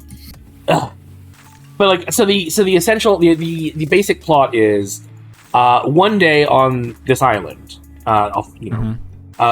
this strange gas and these weird monsters started appearing, and essentially drove everyone off the island. But they want to go back because it's their home, right? And so they've done everything they can to not get the government involved, because if the government gets involved, A, the place will probably be demolished, and they're trying to preserve as many of the buildings as they can. And B, it could be decades before they can actually go back. And this so is very fast. Yeah, exactly. And so they've got this small private company working. They used to be in construction, working to defeat the monsters. And I will say that the CGI on the monsters is lacking. But the rest of it is so good. Like the balding guy, he is the financial person. There's a scene early on where the green-haired guy has just joined the company with his robot, right? And they're like, oh no, we've got an emergency signal, we've got to go to the island right now. And so he loads up, he gets in his robot, he's ready to go. They got the music playing. Oh man, we're all charged. And then he shows up, and you get this beautiful sequence where like the sun is reflecting off of his bald head as his comb over is flying majestically in the wind, and he just holds up his hand and he's like, stop. Oh my god, it's so funny. Because they haven't properly signed the contract, you see. They've got to properly sign the contract before they can actually go do this. It's so good. But they spend a good chunk of the second episode. There's like no robot action in the second or third episode, really, because they're spending so much time developing who these characters are, why they show us the actual islanders and how they're feeling towards the company, why the people who work at the company are also islanders themselves, and they're really trying to get across to us exactly why this is so important. And I like that they take the time to do that. Yes, there's going to be more robot action. There's going to be more robot action in episode 4. Is it worrying that I think that everybody knows somebody like that woman? Yep. She's actually pretty cool. She is the corporate man. So they're a small company, right? Technically, he is on loan from corporate, and she's in charge of She's the actual owner of the company, the corporate company. And she comes out. She brings him herself, driving a semi-truck with it on the back, because no one else is available. And she's like, well, fuck it. It's my company. I'll do it. I like her. I really like her. But also, I don't know why I expect her to start saying, I'm always watching, Wazowski. Yeah. Watching. She does have that voice. She does indeed have that voice. But yeah, honestly, it's just a fun little, like, the energy and the attitude, and there's so much to like about this. I'm really enjoying it. This guy's amazing. He's Damn, I feel like I need to pick this up. I think you should. No, you're already watching too much stuff. Maybe wait for the end of the season. Am I? Yeah, you are. So, all right, next. As for me, I'm going to move on to the one I've actually surprisingly enjoyed, which is FLCL Shoegaze. Okay, so FLCL Fooliguri has never quite managed to reach the heights that the first season, the original season, did. Okay? They had this wonderful balance of an everyday life masked by all this strange supernatural and robotic madness going on, right? And every season they've done since has tried to make the strange sci-fi supernatural stuff the main focus, and the actual story, it tried to make it consistent, which it didn't need to be, and tried to make it an overarching plot, which it didn't need to be. Now, before I watched Shoegaze, I actually watched Grunge, and Grunge has its failings, but surprisingly, it's a prequel to the original season. It shows how Haru gets her iconic bass guitar, and how she reaches the world where the original season takes place. And I liked it because of the 3 parts, where it's 3 separate characters, and you could have slapped the ending onto any one of those episodes, and the same 3 episodes would make exactly the same story make sense. But this one, funnily enough, is actually a sequel to...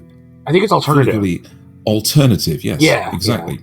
I always mix those two up, but I think it's alternative because of the way it ends. Alternative right? is it makes an alternative world. Is because alternative is an alternative world where the characters are female. Yes. And so this is on from that, where you are in that world. There is a main character who is seeing strange things for the last 10 years, and he meets this girl who is a weirdo, supposedly, and when the two of them get talking. Apparently, their idea is they're going to blow up the strange iconic tower that's in the thing. They're going to plant a bomb there, and so they head up it. So, without any spoilers, the shenanigans that kick off there bring back some of the characters from Alternative. Now they're 10 years down the line. Okay, a great big sci-fi plot to try and reunite the Alternative world with what seems to be what we could think of as the real world. And it's a very strange revelation that these are actually that these two worlds are actually linked in that way. And it is, if I took this as just a sci-fi series with a weird plot, it would be a acquired taste 5-star. As an extension to the world of FLCL, it's actually an acquired taste 2-star. We got there eventually. You're wrong. Yes, I needed to do that build up because the whole thing is that as FLCL, it's not great, not as good as it could be. If you just took it on its own, if you'd never watched any of FLCL at all and didn't know any of the context, you'd enjoy this more. Okay, so it would be good in its own right, and you see a great little plot play out over the 3 episodes. Unfortunately, because they're trying to make this so linked intrinsically to what was a bad attempt at FLCL before, it doesn't quite come across. That you don't get the references, you don't get the situation, and so it loses a lot to that problem. If this hadn't had the FLCL name on it and wasn't trying to force itself into that universe, I think it would work a lot better. Do you have any thoughts? It's actually a 2-star poop. It was so good. It was they were telling a nice little story about midlife crisis, and then they fucked up the ending by trying to give. I thought it was actually going to be a prequel. Like, I thought it was going to be so it's a sequel to Alternative, but a prequel to the main story because of time travel shenanigans. But yes, but in reality, they just fucked up the ending entirely. They tried to give Haru this weird backstory, and they just oh god, they just fucked it up. And they lost track of what they were doing, and it became 2-star poop. It started out so good and became 2-star poop. I don't think they did. The moment the space axolotl shows up, 2-star poop. Yeah, I think that's still okay. Xeno won't get that at all. But all right, well, we'll take that and move on because there's no real way of going through this without spoiling it. I thought Alternative was the closest to the original that they've done. Which, I mean, fair enough. There was only Progressive before that, but anyway, let's move on because you can't go any further without spoiling this entirely. Yeah. Okay. Right. I am going to. Okay, I'm gonna do Dead Mount Death Play. And this may be super quick, not because this has only had 2 episodes since we're recording this, and in all honesty, I didn't want to delay recording just for this one show. It didn't feel right. What did you give? Do you remember where you landed on the first? Was it first half or the first season? Was it first season? You got disappointed by this. I got disappointed by this because out of nowhere it just cliffhangers. Right. And thus far it's... Well, thus far that's an outfit and a half. Oh. Yeah. Or half an outfit. Less. Yeah. Less than half an outfit. I hate to do this. I'm going to give this a 4-star, nothing special. Right. The animation is still on point and everything, but the plot narrative is going at a snail's pace all of a sudden, and it doesn't The first few episodes of part 1 were going quite a healthy speed, but then all of a sudden it just slows right the fuck down, and it becomes this weird mystery series of you don't have all the clues, and it's quite bumming out, you know. But the thing is that this is the second part of the series. It wouldn't have been as bad had it just continued on. What? Never mind. Yes, nestled nicely. Yes, it's very warm. Yeah, it wouldn't have been as bad if the show just kept going. But taking that break in between, it's just like, shit, what the fuck happened? I can't hardly remember. And you're not motivated enough to go back and watch because of where it left you? Kind of, yeah. And it just feels like this has great potential, but it's going so fucking slowly. I don't know if this released too soon and they don't have enough source material. I'm really hesitant on this because I remember watching the case files of Vanitas, right? The first half of Vanitas was fucking incredible. The second half was just shit because it only covered 2 stories in the entire 12 episodes. I don't know where this is going, but it seems to be taking half of the first part to get where we are now. God knows how much more it's going to take to get to a conclusion of where we are now. I think I want to keep watching this, but this is one of the ones that I would sacrifice first ahead of most other things. Okay. It's Berserk of Gluttony. Yeah. I'd probably give up on Berserk of Gluttony before this, only because I'm partially invested. But, like, I have no delusions of the sunk cost fallacy, right? I'd rather drop this and pick up Bullbuster. Yes. Because that just sounds fun. And Nasuth sold that to me. But this is just getting nowhere. You know? How much longer do we need? Anyway. Right, yeah. I don't really have anything else to say, so should we just move on? No. It's Returner, so let's go. Right. Good night World. Let's get into Good Night World. So Good Night World was a Netflix one. This is going to be a full review because they dropped all the episodes at once. Now, as I was watching this, I told Xeno, I think yesterday, if I'd watched just the first 3 episodes, I would have been like, isn't nothing special. It's alright. The first 6 episodes, this would have been a must-watch. 100% must-watch. All 12 episodes? Oh boy! This is a 0-star poop. This is a this is certified stinky. Right? They fucked up the ending. Be a massive letdown. So badly. So there's a lot going on in this, right? There's family drama. I'm just gonna say, if you're going to spoil it, do make sure you put the spoilers on, just because, you know, someone might want to watch this. Yeah. So there's a lot going on here. There's family drama where these 2 brothers like can't communicate with each other anymore. The older one is shorter, the younger one is taller because of that sort of thing.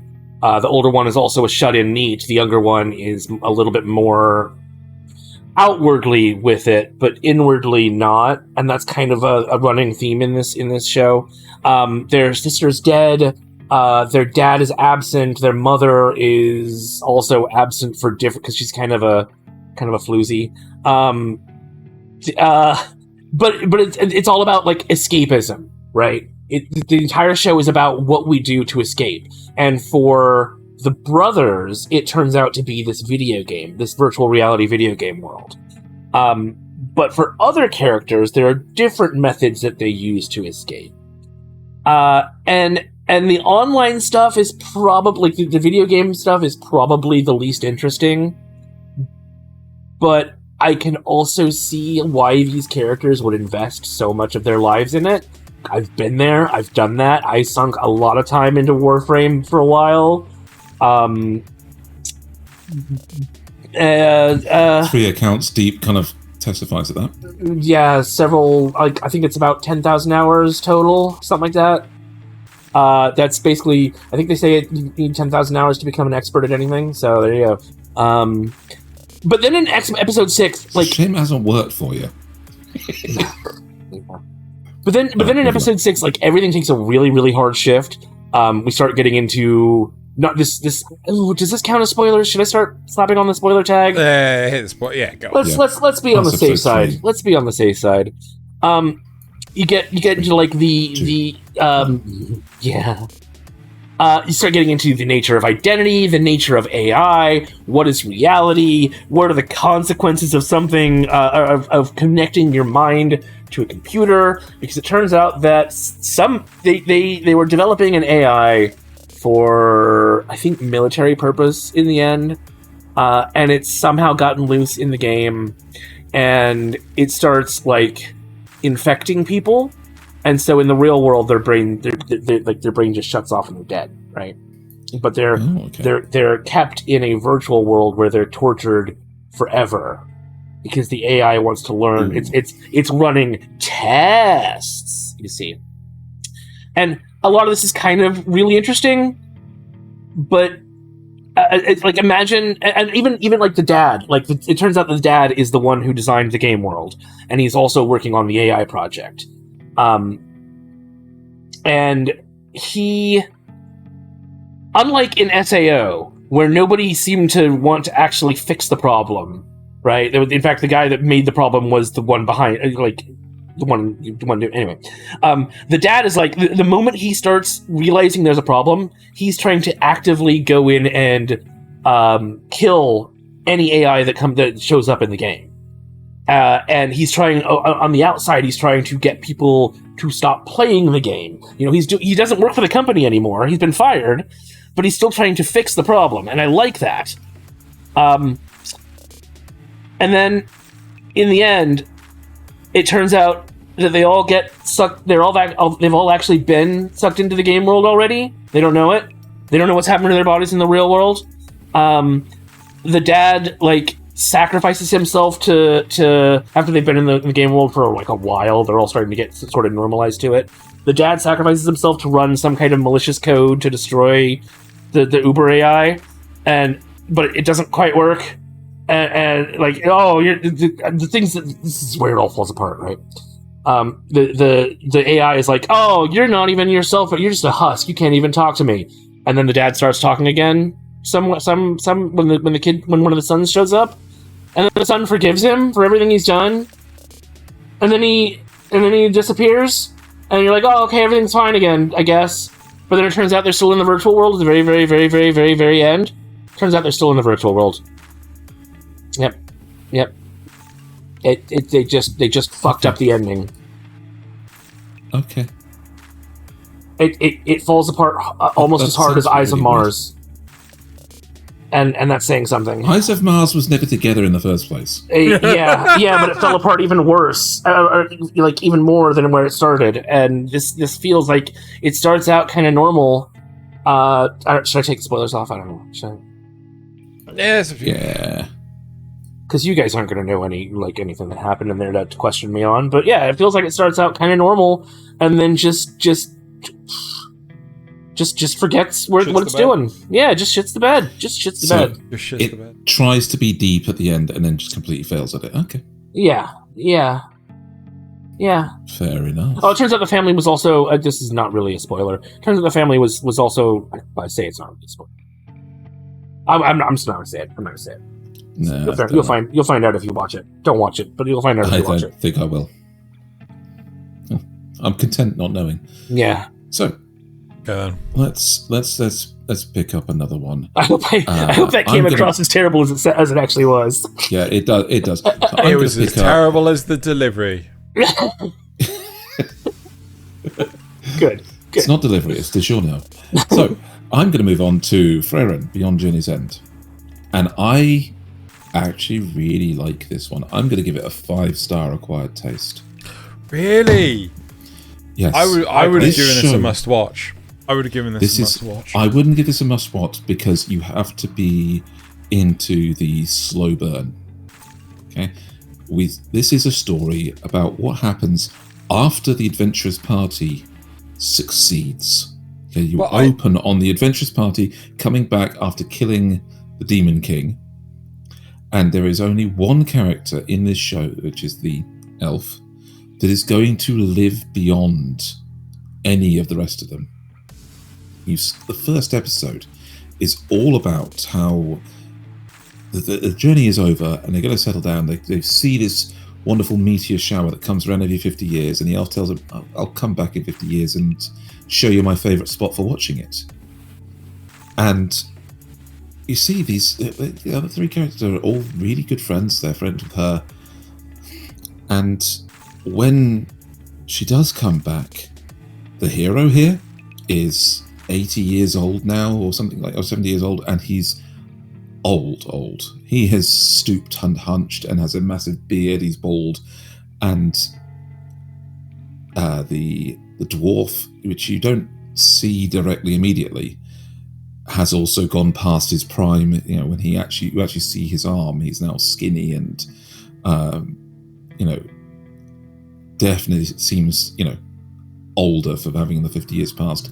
And the priest, while he seems still upright and into boozing about like a corrupt priest he is, they're all older, and they go out on the one last little journey to go to Frieren's favourite spot to view this meteor shower, which admittedly is beautiful. It's a lake in the mountains that will reflect the sky, and it's implied that the hero actually dies on that mountain, and they bring him back for his funeral in the city after.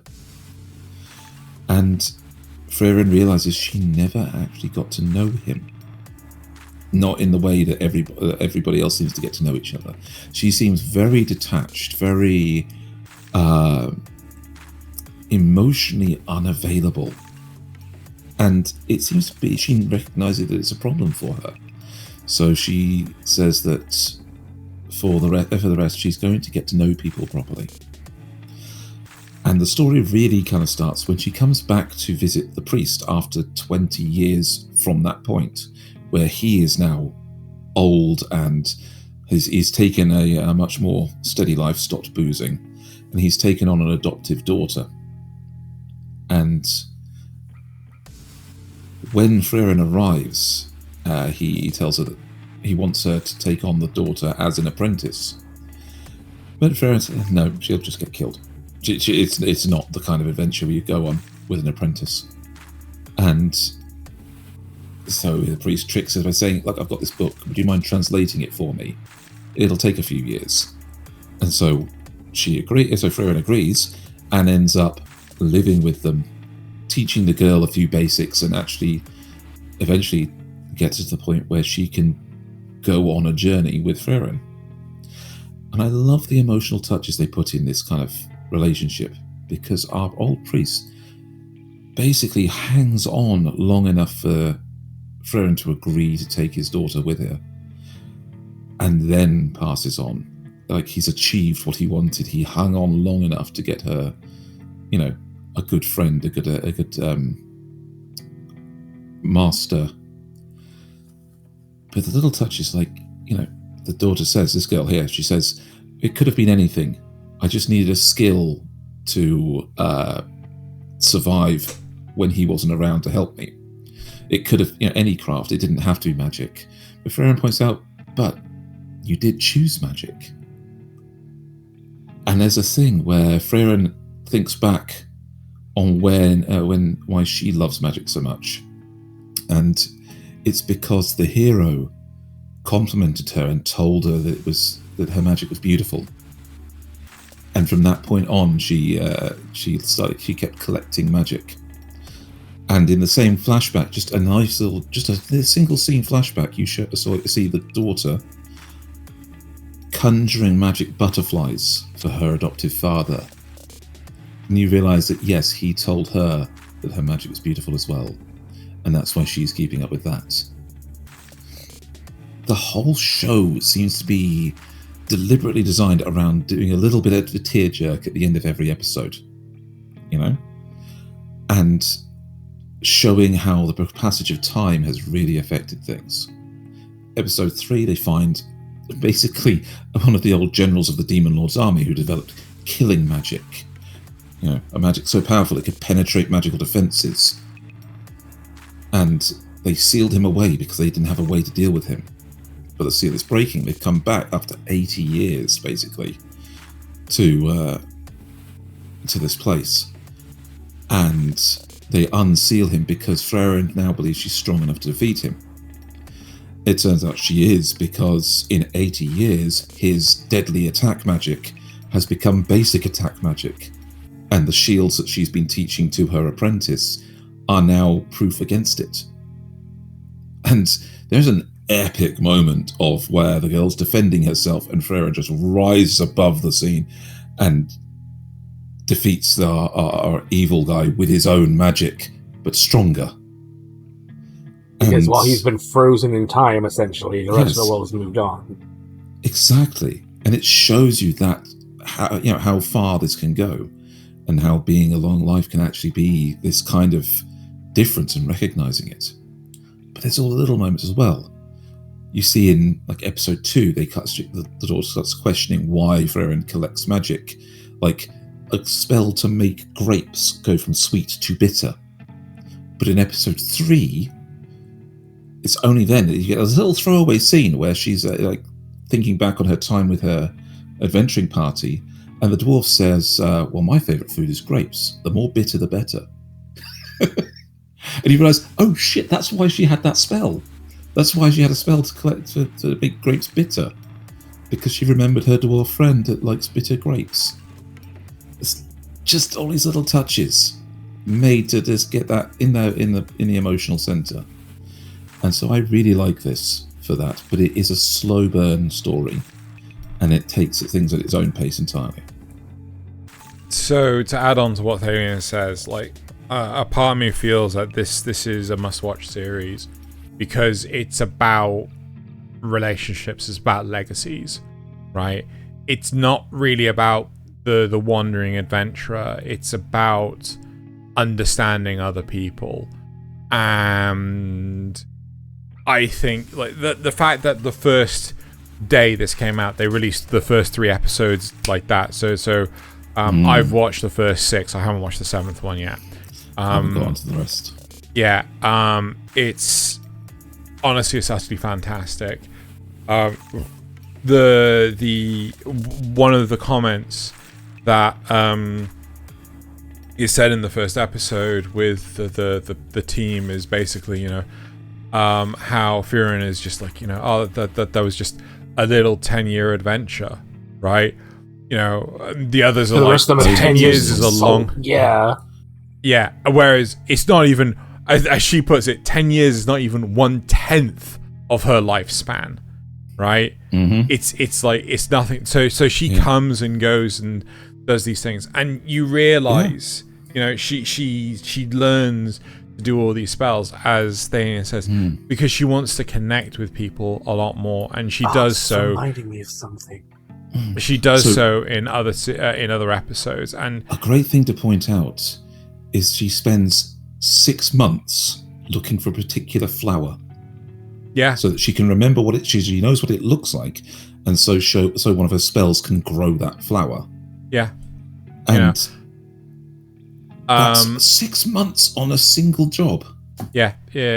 And again, one of the later narratives is that she's hired with the mage girl to clean up the shore of this town, and they spend months doing it because basically there's all these wrecked ships and everything that have just basically amassed on this beach line, and they're pushing to do it because it is tradition in that town to get up with your friends to see the first light as it hits the water, right?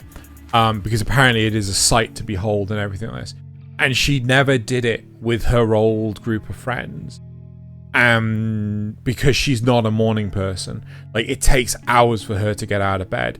But she does it for this. She sees it, doesn't see anything special at all. then sees the reaction of the purple-haired girl here looking at it, and that is what she sees. That is what she connects with. Not the actual site itself, but the people aghast with the site. I liked the little throwaway tavern scene. Yeah. You had those characters. It's like, Missy, are you looking for something fun? And then yeah. And turned out, no, they're just really nice guys. They just talk like that. Yeah. They talk bad like. But yeah, so I honestly think that out of the entire season, this is the must watch. Okay. Right. Should we try move on? then? Yeah. Right. Moving on. I'm going to move on to Under Ninja. Right? Okay. Not Underwear Ninja, just Under Ninja. Just Under Ninja. I'm afraid. Which is never where you want to be, because they hide on the ceiling. Yeah. I'm afraid I cannot give this a score of any way, shape, or form. Right? Really? This show is so confusing. It could go any direction. I am still watching it, right? I'm being genuine. If you've ever seen the likes of Durarara or Bashano or anything like that, or Bakino, depending on how you want to pronounce it, those shows are all about flitting back and forth in the timeline of events. Now, the events of Under Ninja seem to span a couple of months, but they do go between the events in July and the events in September, so that they're back and forth. And it is very confusing as to how to value the show, right? But I'm going to try and do my best to tell you the premise of the show. I struggle to tell you, do my best. Right. Effectively, after World War II, all ninjas within Japan have basically gone underground, right? You cannot tell who is a ninja. This series is effectively the racist stereotype of all Japanese people are ninjas, right? Or all Japanese people know karate, right? I feel like I can say that only because this is a Japanese series. But the show does it to itself. The show does it to itself, right? Is this the same way as that only a ginger can call another ginger? Yes, right. But like in this first scene here, right, we basically have the U.S. Navy SEALs. They have actually no, there might just be Marines, but regardless, they've gone into some backward town somewhere where there is a terrorist, and he's like the terrorist has created some sort of like explosive vest or something, and he's going to I don't know, maybe board a plane. We don't really know the full details, but they've gone to get this person, and basically they turn up and they just see a corpse, like basically like this, with the top half of the guy's head missing and his thumb and the top half of the mobile phone in his hand missing, right? So obviously something is cleanly sliced between the two, right? And the Marines are just like, it's like, what could have done this? And one of them, no word of a lie, deadpan drops, ninja. I was like, what? Katana could be so precise. Well, no, only a ninja can be so precise, right? So yeah, and basically they're getting up to sort of like random hijinks, right? They have different attire that can, given certain words said, can make their torsos or the top half of their body or their, just disappear sort of thing. So it's like optical camouflage, right? there's just random fighting going on between what appears to be ninja clans. This guy that's lying on the floor, he's basically a shut-in ninja who is just like, he won't go outside, he won't do anything outside. He's actually bumming off of the guy that lives next door without him realizing. He's actually staying in the guest bedroom of his apartment, but the guy doesn't realize that he actually has a guest bedroom. Everyone thinks he's paying rent, but he's not. He's just bumming off the other guy. When he steals from him, he hides under the floorboards. Right, there's a crawl space on the floor. Like, it's a really fucking weird show, but I'm just captivated by how bizarre it is. Right. It has very strong adult themes, like, basically he's trying to convince kids to give him a skateboard if he gives them a bra, right? And it's just like really weird shit like that. You've this guy here in orange who's got like the umbrella katana, right? Orange?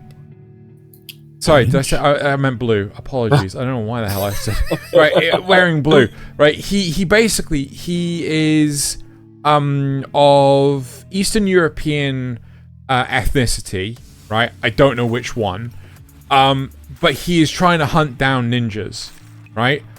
And we don't know to what end, right? Here's a makeshift gun made out of a crutch. Yeah. Right? Yeah. And it's just like, I just don't know what to make of this show. I'm still watching it. It can go any way. It could just be nothing special. It could be absolutely fantastic. It could be absolute dog shit. I just cannot gauge it. It's really well animated. I'm really curious about it now, actually. Yes, it is really interesting. Because you just don't know where the fuck it's going. There was another show a few seasons back that I swear had it was super serious. It wasn't like this. It was super serious. But I swear it also had like the whole modern day ninja thing, and they had like optical camouflage and stuff. And I can't remember what it was called for the life of me. Yeah. But it reminds me of that, but actually, because that was not interesting. This sounds at least intriguing. This is weird as fuck. Yeah. Right. You've got this one. You can't tell who is a ninja because everyone is like acting a normal life, right? Everyone everyone has a persona. Like there's one guy that acts like weird and crazy and batshit, right? But he is one of the best ninjas, right? You can't fucking... Like, there you go. Here's the optical camouflage, right? So she's wearing one of these suits. And, like, so her... and it's just crazy. It's just fucking crazy. I don't know what the fuck to understand from the series. Weird. It is so weird! I don't know! I'd love to rate it, but I just can't. Yeah. This is why you wanted the... Was it a shrug emoji? Yes, because I just don't know what to put this as. Maybe for next time. It's well animated. Yeah. All right, Nasuth, what do you got? Right, we're coming into the home stretch finally. Let's talk about Ragna Crimson. Not the worst of the season, in my opinion, but close to it. But at least by episode 3. So I have actually watched 4 episodes. But I'm not gonna tell you how I feel about the 4th episode. I'm only going to tell you about the first 3, and as of the first 3... But is your rating based on the 4th episode as well? No. Okay. No. Without the 4th episode... I think it should. I think your rating should include the 4th episode. Okay. You just don't tell us about the 4th episode. Okay. So, without the 4th episode, it's a 2-star poop. With the 4th episode... It's actually a 3-star nothing special. Right. I know that's a huge boost, and it may not last. But episode 4 was really good. Like I found it really good. We'll don't. Either way, I'm going to stick with it. The 4th episode. Either way, I'm going to stick with it for Strombus. Because he wanted us to watch a terrible one. He wanted us to stick with it.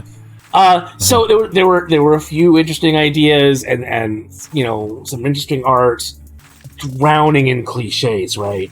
So the essential premise of this is it's a world with dragons and humans. And sorry, world with what and humans? Dragons and humans. Sorry, what? What? Sorry, vampires and humans. Thank you. That's because they are, but they're not. Be nice. They're weak to sunlight and silver. But the silver, they die to sunlight and silver. Well, not the more powerful ones exactly, but right. Essentially, it's just we got this world, and then we got this guy named Ragna. They're on screen right now. We got Ragna, which is the boy, the taller boy, and Leo, whose full name I can't remember, who is the little girl. She's like 12 or something. She doesn't act 12, which is one of the problems I had with the show. Nobody acts like a real person until we get to like Crimson. Once Crimson shows up, it's a little better. Like only a little. But Leo does not feel like a 12-year-old at all. And there's an attack that's about to happen, and we only know that the attack's about to happen because Ragna's future self sends his consciousness back in time, along with all his powers and abilities and everything, to his younger self, because he said that Leo died. That has been the thing that has fueled his entire life. He said that Leo died. Can I elaborate? Look. Sure, right. Go ahead. So Ragna does not have full conscious knowledge of everything that happens in the future. Yes. He has the muscle memory of how to use the silverite technique or whatever. But he cannot recall the future until it's just about to happen. Yeah. Fucking or until it convenient. becomes until it becomes convenient. So he essentially, he makes a pact with himself and gets the power, saves Leo, and then tells Leo, "Fuck you, you're weak. If you stay around me, you're gonna die." Because that's good. That's send Leo off out of your sight to another area. The dragons are gonna attack worldwide. You already know this. And just send her off on her own where she could possibly die away from you, where you can't protect her. That's a smart move. When you did this specifically to keep her alive, that's man, just 100%. You probably can't hear me clapping. 100% perfect writing. I am shocked at how good that is. He never seems to have any drawbacks. So he uses his abilities, right? And then he's like, "Oh, I'm overtaxed. I must collapse now." But then the moment that he is needed again, man, he is up and ready to go. He's out there. So annoying. And even the one time that he is fully out of commission, he's on the ground, can't do shit. It's only as a means to further Crimson's plans once he meets Crimson in episode 2. So even then it works towards this overpowered plot that they're working on. I'm convinced. There's modern equipment. We see modern equipment that the dragons have. The humans have some. The humans have a little bit. They have some radios. They're essentially right around World War II level, I'd say. Maybe a little early. Maybe World War I. They've got trains and they've got radios, but they don't really have too much more than that. No, they've got fucking jeeps. Oh, they do have jeeps as well. Sure, fair. But that's you'd have that around internal combustion motor was invented. No, they don't. They don't have. That's Crimson. Crimson has Humvees. Crimson has Humvees. Fuck off. But I think Crimson. I think the dragons, which Crimson is one of, are actually. I think this is actually set in the far future, some kind of post-apocalypse, where the dragons are essentially a group of people that got some crazy, powerful technology, and now they used that to essentially throw the rest of humanity back into the Dark Ages. And now anytime humanity starts to get a technological to a technological state again, the dragons reemerge and fuck them up again back to nothing. Should we call them Dragfires? Dragfires, yeah. So Crimson's whole thing is, yes, I said Crimson is a dragon. Crimson's whole thing is that Crimson wants to, for whatever reason, wants to kill all the other dragons and then also die. And I don't know why. The other dragons also hate Crimson. There's also a dragon god, which is I don't know, man. I don't know. It's a mess. This is the big reason why I'm not going to keep watching this. Right? Yeah. It's the fact that, first off, the first episode is like an extra long one. It's like effectively the length of 2 episodes. They put all this effort and motivation into Leo and Ragna, yeah. Yeah, Ragna protecting Leo, right? They put and like that first episode to me was great, right? Yeah, yes. But then to immediately in episode 2, bye Leo, bye! It's like the most brain dead move. You know that Toy Story meme where like he's throwing down the old toy and he's holding the new one. Yeah, that's Leo and Crimson, right? I'm bored with you. I've got Crimson now. Yeah, and it's mind-boggling. And then Crimson's motivations are I at least kind of understand them. Best. Yeah. But like the third, like the fact is that Ragnar taxes himself to the point of incapacitation, and it's just like, why'd you put yourself in such a terrible state? Yeah. And you always seem to go down at the worst possible moment for anyone else, right? For you, it's just fine. For him. Like you're fine, like, you know. But so this is the big thing that really fucked me off in episode 3 is the fact that, and I've not seen 4, is the fact that basically they go find a small collective of humans outside of a town/city where they're going to go fight another dragon, one of the dragon lords or whatever. The wind dragon. And it's a fart dragon. It's a fart dragon. And when they run into these humans, that's when Ragnar collapses. And Crimson then takes the opportunity to psychoanalyze the living shit out of these humans and convince them to effectively commit suicide. Mm-hmm. And it's just like, if Ragnar was there, Ragnar would go, nah, we don't need these humans. I'll fucking deal with it all myself. No, but he couldn't because he was out. He was like, he was down for the count. That's the point.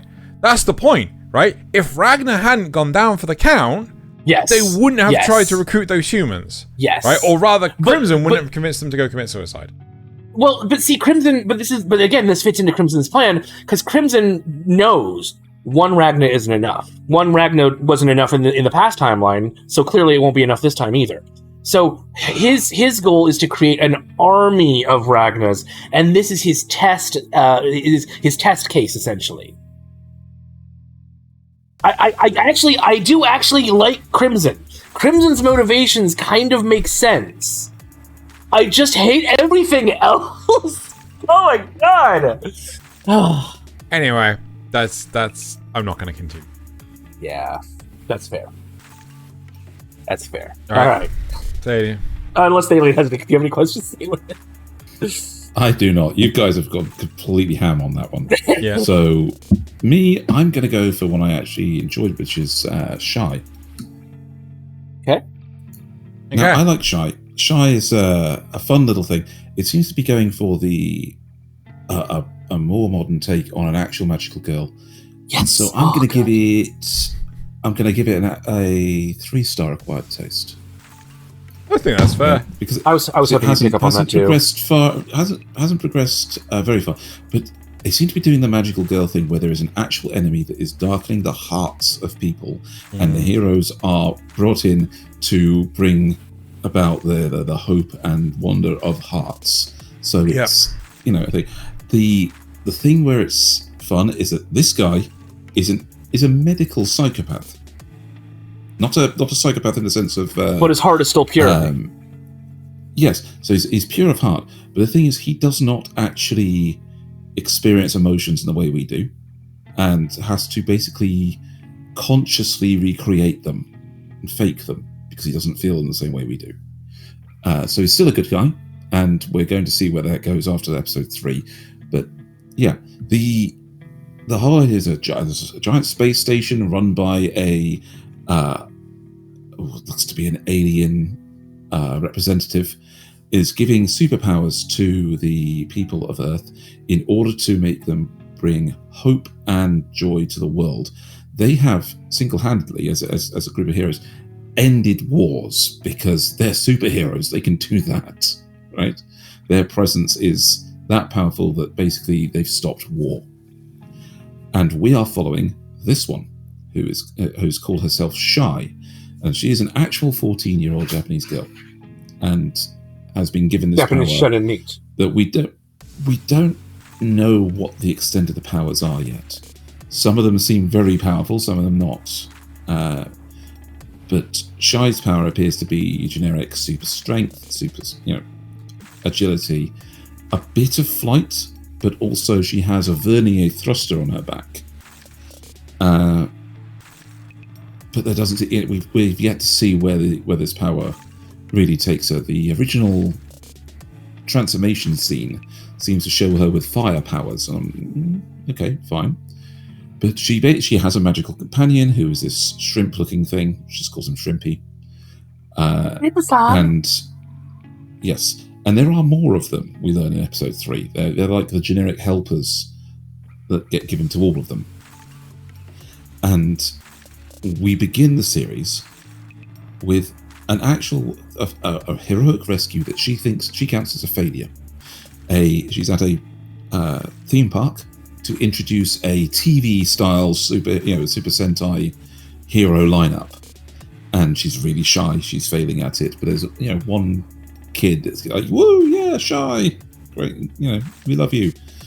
And that kid and his older sister get stuck on a roller coaster that stops midway through a loop-the-loop, and so Shy is on scene. So she tries to help them out. She leaps up there and carries down as many people as she can.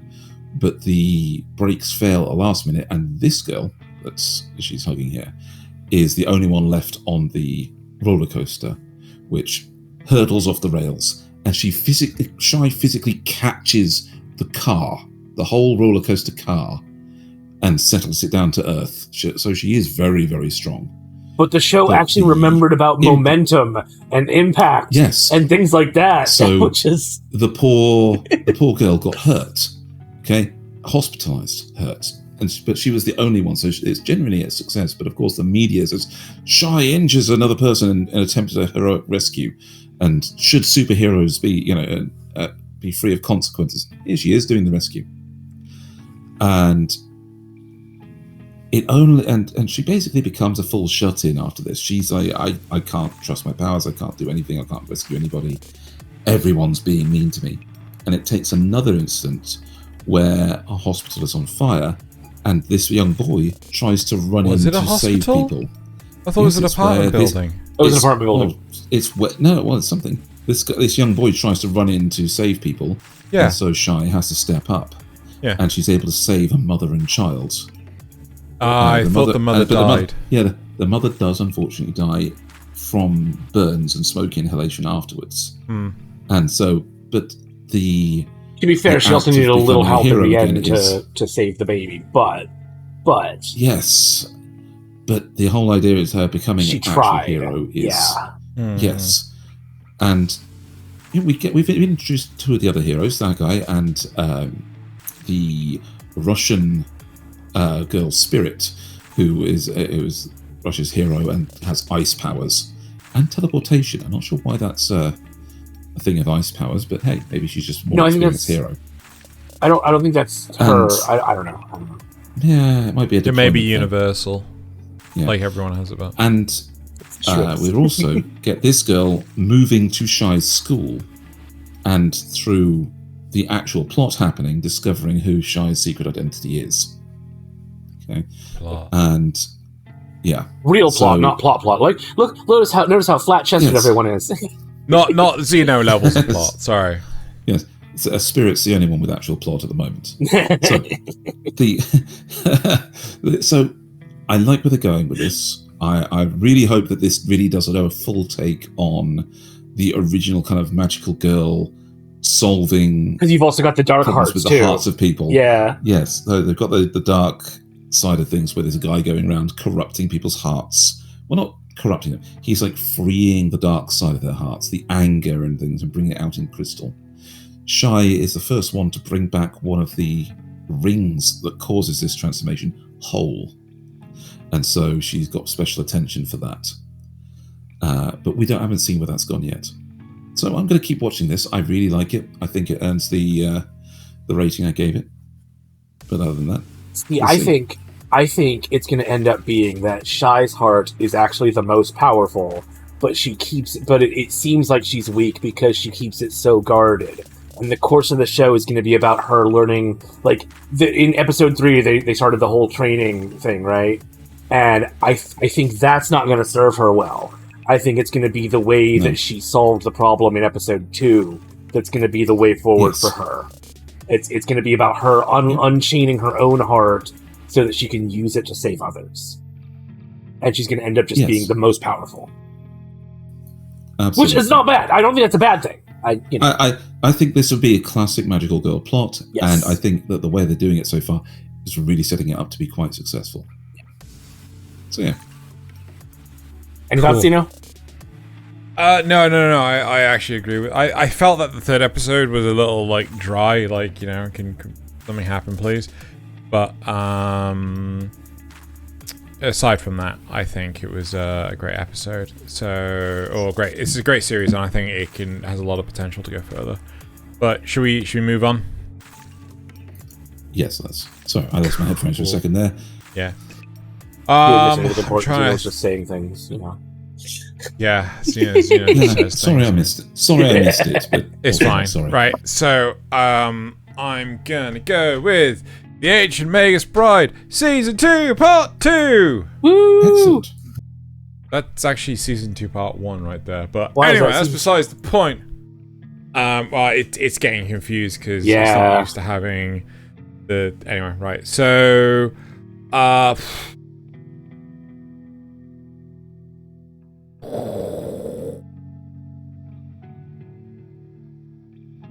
to think of it's definitely an acquired taste, but I think I'm going to give it a 3-star acquired taste. All right. That's nothing special. Now. That's Good now job, it's overlapping. Nasuth. Yay! This is an acquired special nothing taste. So but anyway, so the series continues on from part 1. It's kind of lingering quite heavily on this one narrative point. I hope it doesn't spend the rest of the season doing this one narrative point, because it's taking quite a while to get anywhere with it, and it's frustrating. Like, I hate to say this, just fucking get on with it. So we have had yet more.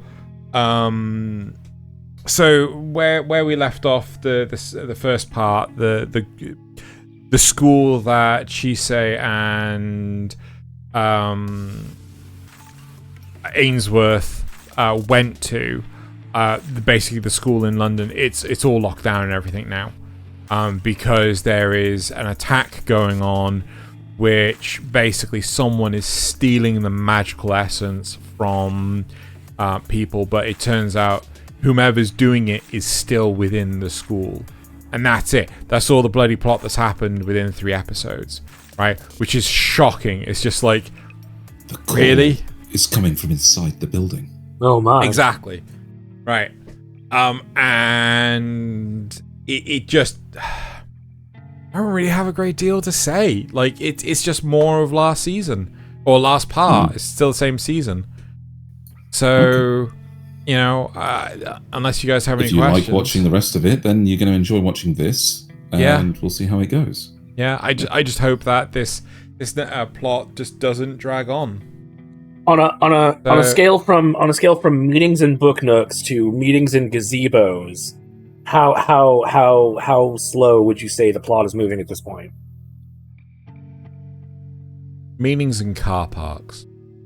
Car parks. Yeah. Fair enough. You don't want a meeting in a car park to last too long, but it needs to last as long as it needs to last. All right. Let's go with it. Nasuth. Let's move on to something good. You've got let's talk about Eminence and Shadow. Oh, fuck. Now, in my heart, this is a must-watch 2-star. However, for the rest of you, it's probably not for Xeno because Xeno hates it. For the rest of you, it's probably an acquired taste 3-star. This is even fucking funnier than season 1. Like, oh my god, the first 3 episodes of this are a mini arc that kind of expands on the idea of like what demon blood is, how to control it, what magic is, but mainly. It's Shadow running around saying this. Okay, so all right. So Shadow and his sister, Sid and his sister, for reasons that are explained in episode 3, end up going to this city where there are 3 major syndicates in control. One of them is ruled by this weird kitsune lady. One is ruled by some kind of weird supernatural brawler. And the last one is ruled by vampires. And it turns out vampires are just a different offshoot of demon blood. not like Dragvires. Not like Dragvires, no. In fact, I don't think daylight kills them. I could be wrong about that.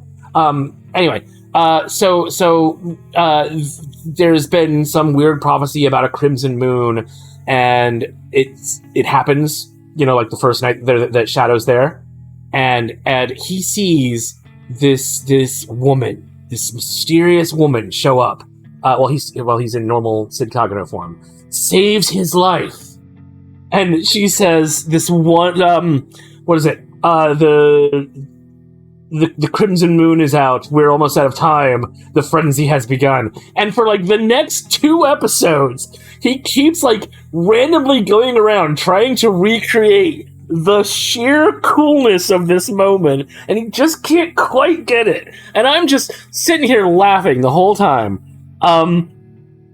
He in the second episode, right? He finally goes into shadow mode and goes into the castle, and steals a bunch of gold coins. Right, he's just I'm just gonna slip all this gold into my slime, and so he's got a bunch of slime with him now. It's all just filled with gold coins. And the vampire queen finally wakes up in episode 3 and starts attacking Shadow Garden, who are there to try and get a sample of her demon blood. And Sid shows up right as they're all it's at the worst possible moment for them, and he just shows up. He came here earlier hoping to be here for the final fight, fucked it up, accidentally killed the guy before the final fight could happen. And so he finally comes back. He's like, oh my god, the actual real final fight is happening. I gotta go there. And the Shadow Garden people think he's there to save them. Because he's firing back all his slime at her bolts of blood, but with the reality, and he's like, not one more, and they're like, oh my god, Shadow! And what really is going on is though he's angry that she's destroying the gold coins. It's just it's so dumb. I love it. So then they fight. Also, Sid's sister has somehow gained access to the Aurora. Aurora can take over her body sometimes. She almost does her own atomic. Sorry, what? Wait, what? No. Aurora. What? Aurora is the she's the original witch that he meets in season 1 when they're inside the weird magic chamber thing, right? So she's connected to the demon blood, and his sister now has reactivated demon blood or something, I don't know. And so she's able to sort of manifest through her body. Which later is used, So at the very end of all this, afterwards, they're on their train ride home, and the sister now has her arm wrapped in a bandage because she's like, "Oh my, I've got this horrible power that's just awakened in me." And Sid is sitting there going, "Yeah, I've been there. You know, everyone goes through a Chinabu phase." And it's like, no, she really has this power. Oh god, it's so fucking hilarious. I'm dying. This power in this hand of mine. Yes, dear. We've all been through that. No. This actual power is. Oh yeah, right. and just when I thought Atomic couldn't get any sillier, he gives it an upgrade. Oh, no. I won't tell you how. It's not what you think. It's so good. It's so hilarious. Tactical Atomic. No.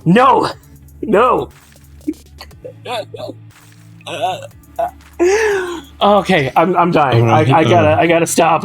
Calm. Somebody else. Breathe. Loft and I were talking about this yesterday and just losing it. It's so hilarious. Okay. Never have to watch poor fucking Xeno. Eminence in Shadow ever again. I swear, love of God. And we're gonna make you watch season 2 once there's an English dub. Don't you fuck worry. off. Yeah. You can Don't you fuck worry. right off. I hated every moment of season. know, I stopped paying attention a non-zero number of times, and you had to rewind it because I got that bored. I know, but this season's so much better already. It's so fucking funny. Better from a dog shite is not better that I want to experience. I'm going to cut that short now. Let's go on to Undead Unluck. Okay. The other greatest show of the season. Yeah, okay. This is one of the funniest shows of the season. I love it. I love the way this show does things. So the basic... What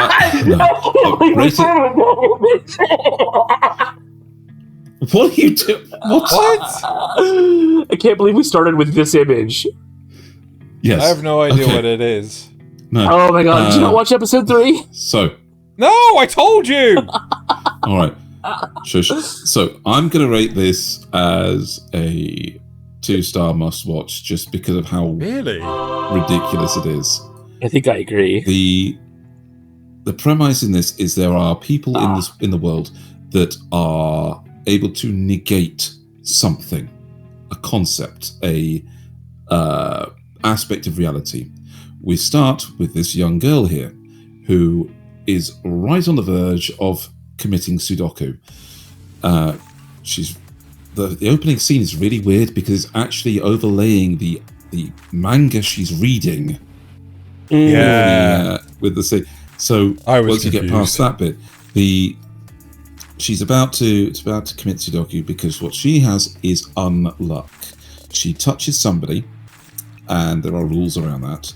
If she touches somebody, they get an unlucky event happening to them, which can result in their death. And she has lived alone, withdrawn from the world. She didn't go to high school, and she's a complete shut-in. She hasn't even had her hair cut for years because just the act of touching her skin or her hair will potentially result in the death of the person who does it. And she meets this guy who has lived for over 100 years and has actually forgotten his name. And his power is undead, in that he can't die. And over the last 100 years has learned to use that to extreme measures. And so he's basically hoping to die. And he's heard about Unluck and wants the Unluck to kill him. So he's out to find out how this can work and whether he can actually die. But while he discovers through the opening of the show that there are degrees of Unluck based on a few rules. So it seems like the more that she likes a person and the more intimate. The word is is intimate, but that doesn't imply sexual. The more intimate the contact is, based on how much she likes them, the more meaningful the interaction is when she's touching them. Also, duration has a thing, how long they've been touching and all of that. The worse the event is, and it seems to be in proportion to how she feels about it at the time. So the tragedy of her childhood is that she awakened this power when she kissed her parents goodbye when they were going to go overseas. Well, both. No, she actually did. She gave him a kiss on the cheek, both of them. Yep. I remember that. Yes, we do. That's why. Fine. So, and a meteor literally hit the engine of their plane and helped them cause it to explode as they were taking off, leaving her alone. And she figured out that that's what it was her power that did it after many other things happened over the course of the next few years. So, turns out that there is a society that is out to make sure that people like her stop causing chaos. So they have hunted undead before. She calls him Andy because undead. Andy. It seems to make sense in her brain. Yes. So calls him Andy or zombie, depending on what she feels like. And it's fun because when they meet, he touches her face to grabs her by the face to pick her up and put her back over the guardrail. And she touched me, and then the concrete literally breaks and drops him in front of a running train. Yep. Oh yeah, the undead only triggers once the contact ends, which is another important thing. Yes, that's another important thing. So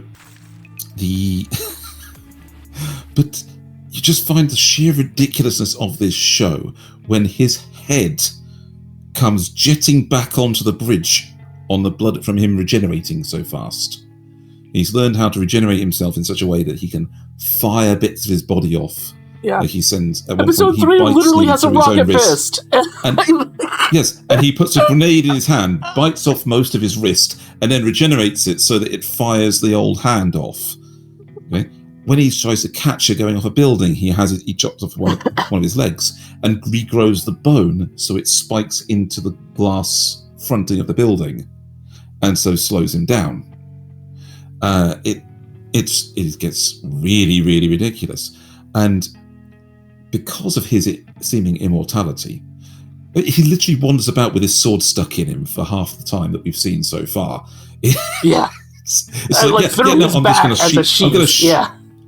Yeah, I'm going to sheath it in my forearm because that gives me some drawing power. Yeah.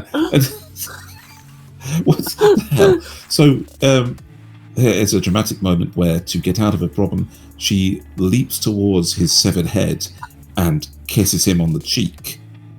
Then the enemy catches his head and a meteor strikes them.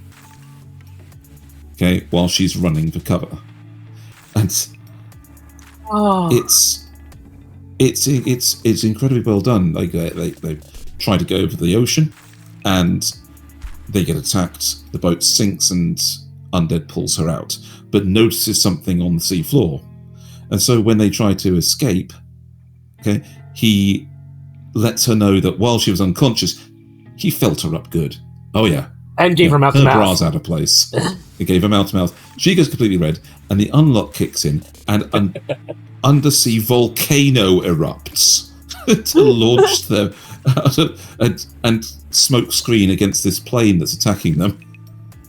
It's over the top. Ridiculous. It's fantastic, and we're getting to the point where they get attacked by by two members of this this group, who let on that if members are killed, then it's possible that these two could become new members.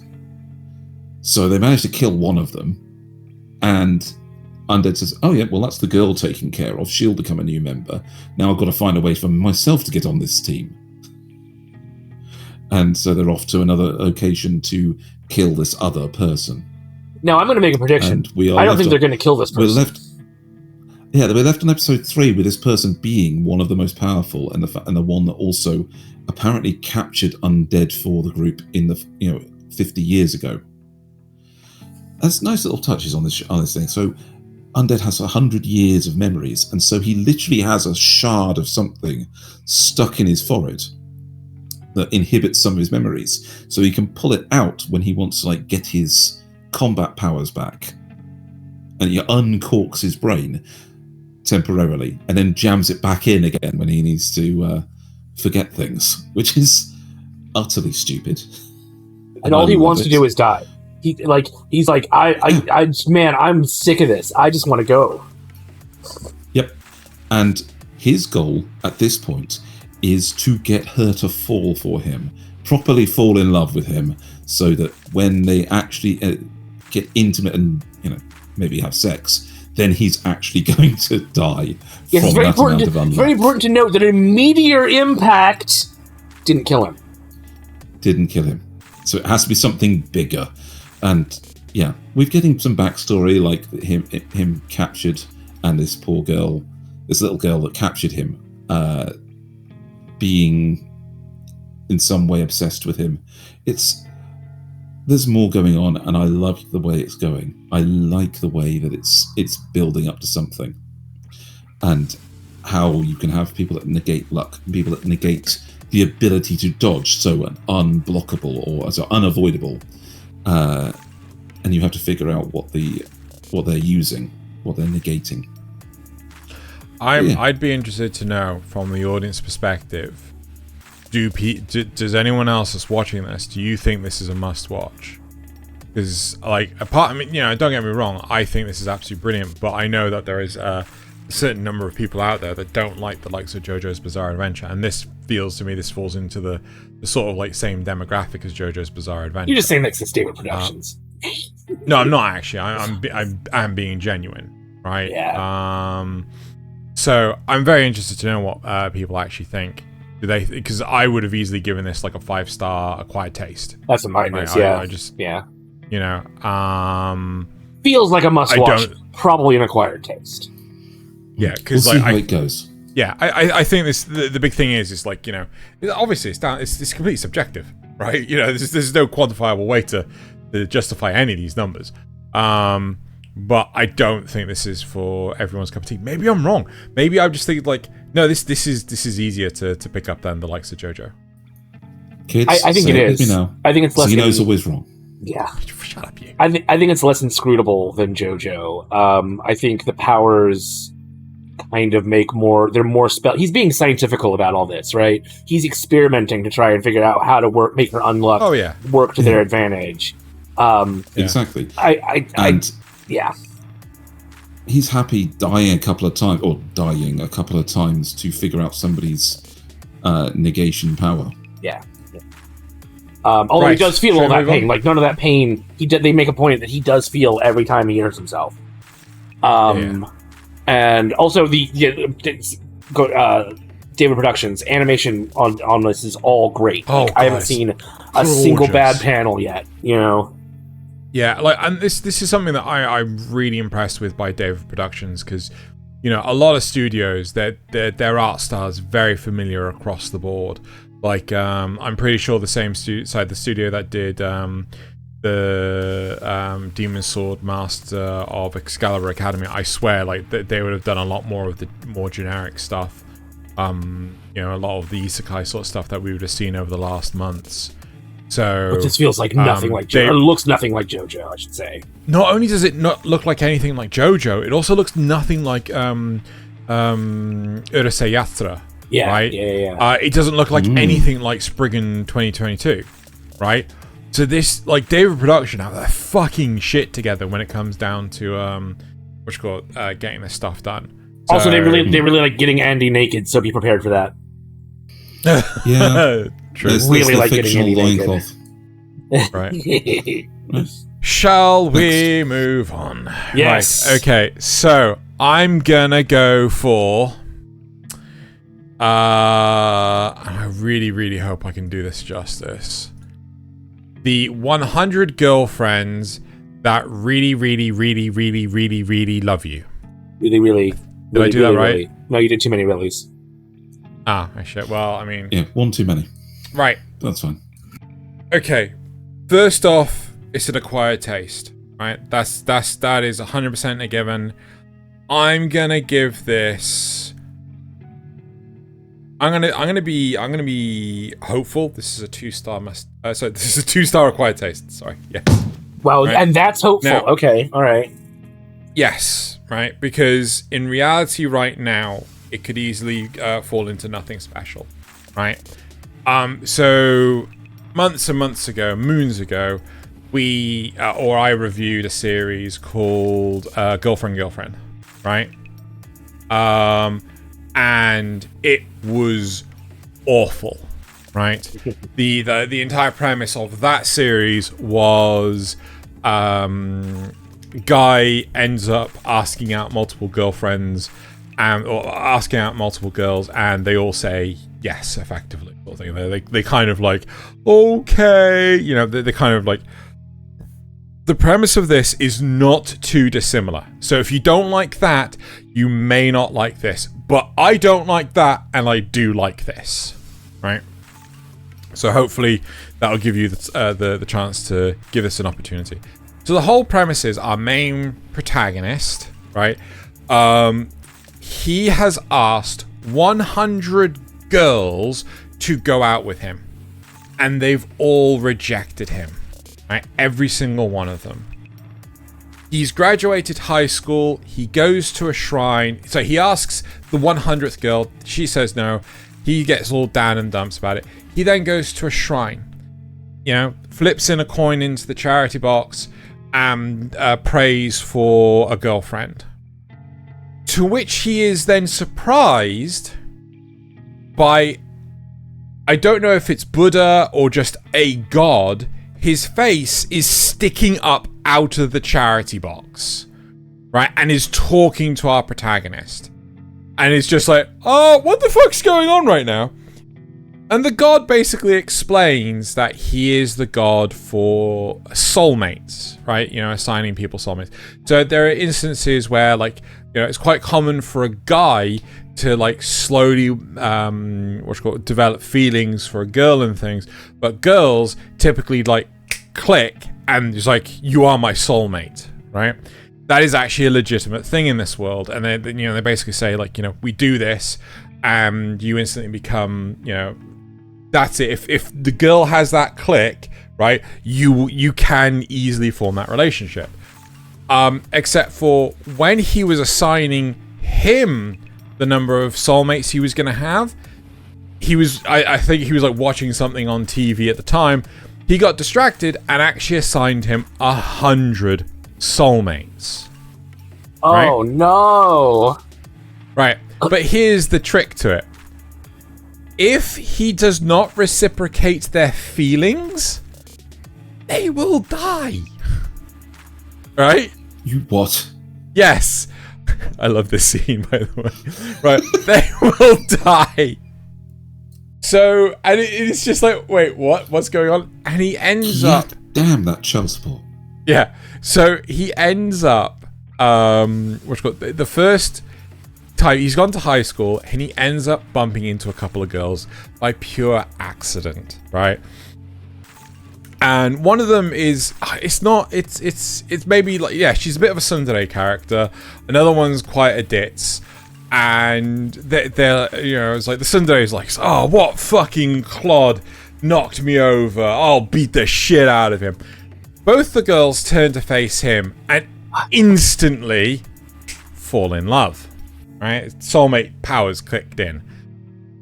And he's, you know, he extends the friendship and everything, you know, he helps them up and everything.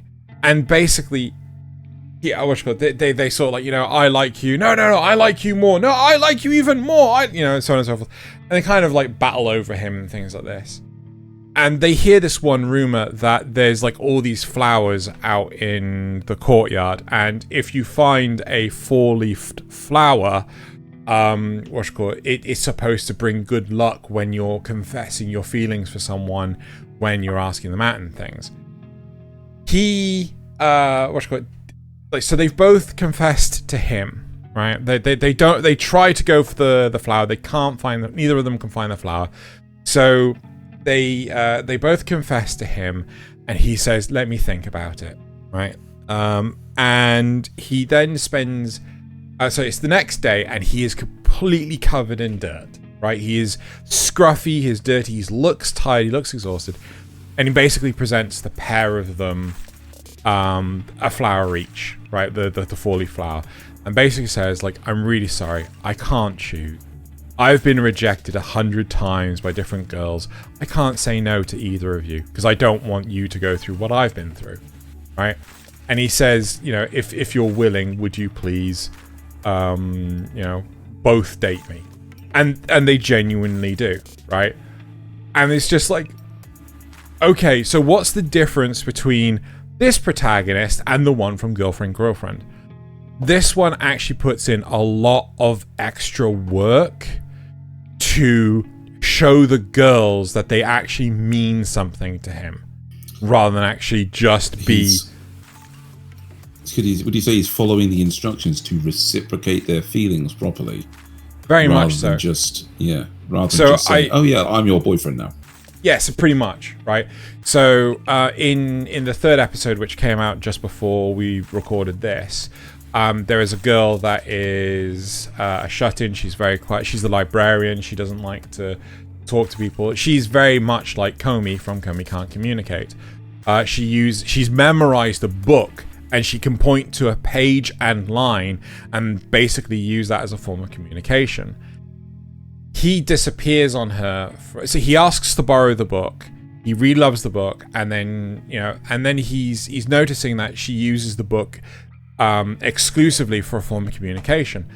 And then he asks to borrow the book again for a few days, and he basically disappears on her. So she's waiting to give him the second book, and he's just disappeared entirely. She doesn't know where he is. Turns out he's gone away, and he's actually transcribed the entire book into a text-to-speech engine, so she can just scroll through the book on this software and press the thing at any point in time, just so that they can look at each other in the face when she's talking to him. Right, rather than them both having to look at the book instead, and that's the sort of shit I mean. Okay. Right, it's actually sweet that he's actually trying to be supportive. Yeah. Mm-hmm. And I quite like that. Okay. So that's why I like this one. We'll come back to this. If you keep watching it past the 6th episode and go to the end of the series, then yes, I will pick this one up as well. Also, I just love how the tsundere character just keeps on maiming him. Maiming. Yes. So there's. Sorry, I gotta tell you this. Right. There's one part where they're trying to sneak a kiss kind of thing with him, like his first kiss. They're trying to steal his first kiss. So the ditzy one ends up getting a piece of some Pocky. He's like, oh no, all the biscuity bits have broken off. Oh, I'll feed it to you. So they're sort of aiming in for the whole kiss thing. And the Sunday character is like, I can do this too. Gets one, puts it in her mouth, and lunges at him, and hits him right in the eye.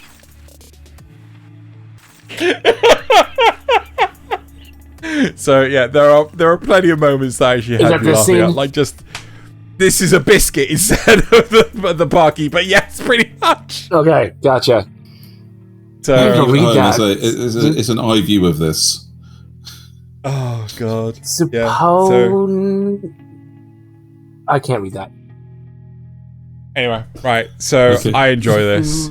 I think it's fun. Right. I think it's dumb. I do recommend it. But should we move on? Nasuth, this is your last. Yes, this is my last. Yes, and it's... Ruin. I don't know if it's the best on my list, but especially after episode 3. So this is, but it's still up there right now. Like episode 1 and 2, well, especially episode 2. It's still an acquired taste 4-star for now. That's fair. I really want to like it more. I want to give this a must watch, but there are just some things that worried me. I was really, I don't know what it is about episode 1. It really bored the pants off of me. I don't know if it's because I didn't feel connected enough to the world. But they introduce you to the idea that there are witches in this world, and the witches were given a special commandment from God, I guess, to help the humans, to be friends with the humans, to keep the world in balance. And so, as the humans, to teach them, and And so as the humans have progressed, they've become this technological society. They even mention that, I think it's in episode 3. It is. They mention that the witches used to keep the world in balance due to their, in spite of their technology.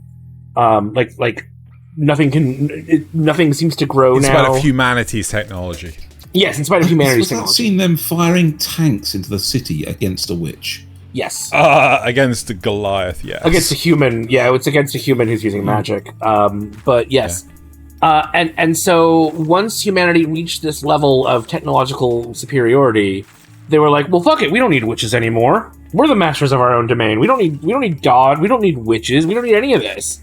And so they go on they go all Eren Yeager and destroy. There's a lot of Eren Yeager in this. They go all Eren Yeager and decide to destroy all the witches. And what seems to be the last witch and her apprentice are finally captured, and they execute her. No, she's not the last. She's like the most powerful. She's like the witch of all witches. I think they think she's the last. You but sure? Either way, they capture her and her apprentice and execute her right in front of him, and then lock him up for 10 years, right? And so then he decides to go, once he finally breaks out, he decides to go all Eren Yeager and say, fuck humanity, time to kill them all. And then so he creates a giant robot and, starts rampaging.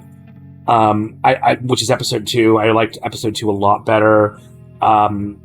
I felt like it still suffered from a few things, like the budget constraints made the robot not actually do much. You mostly see it in static shots.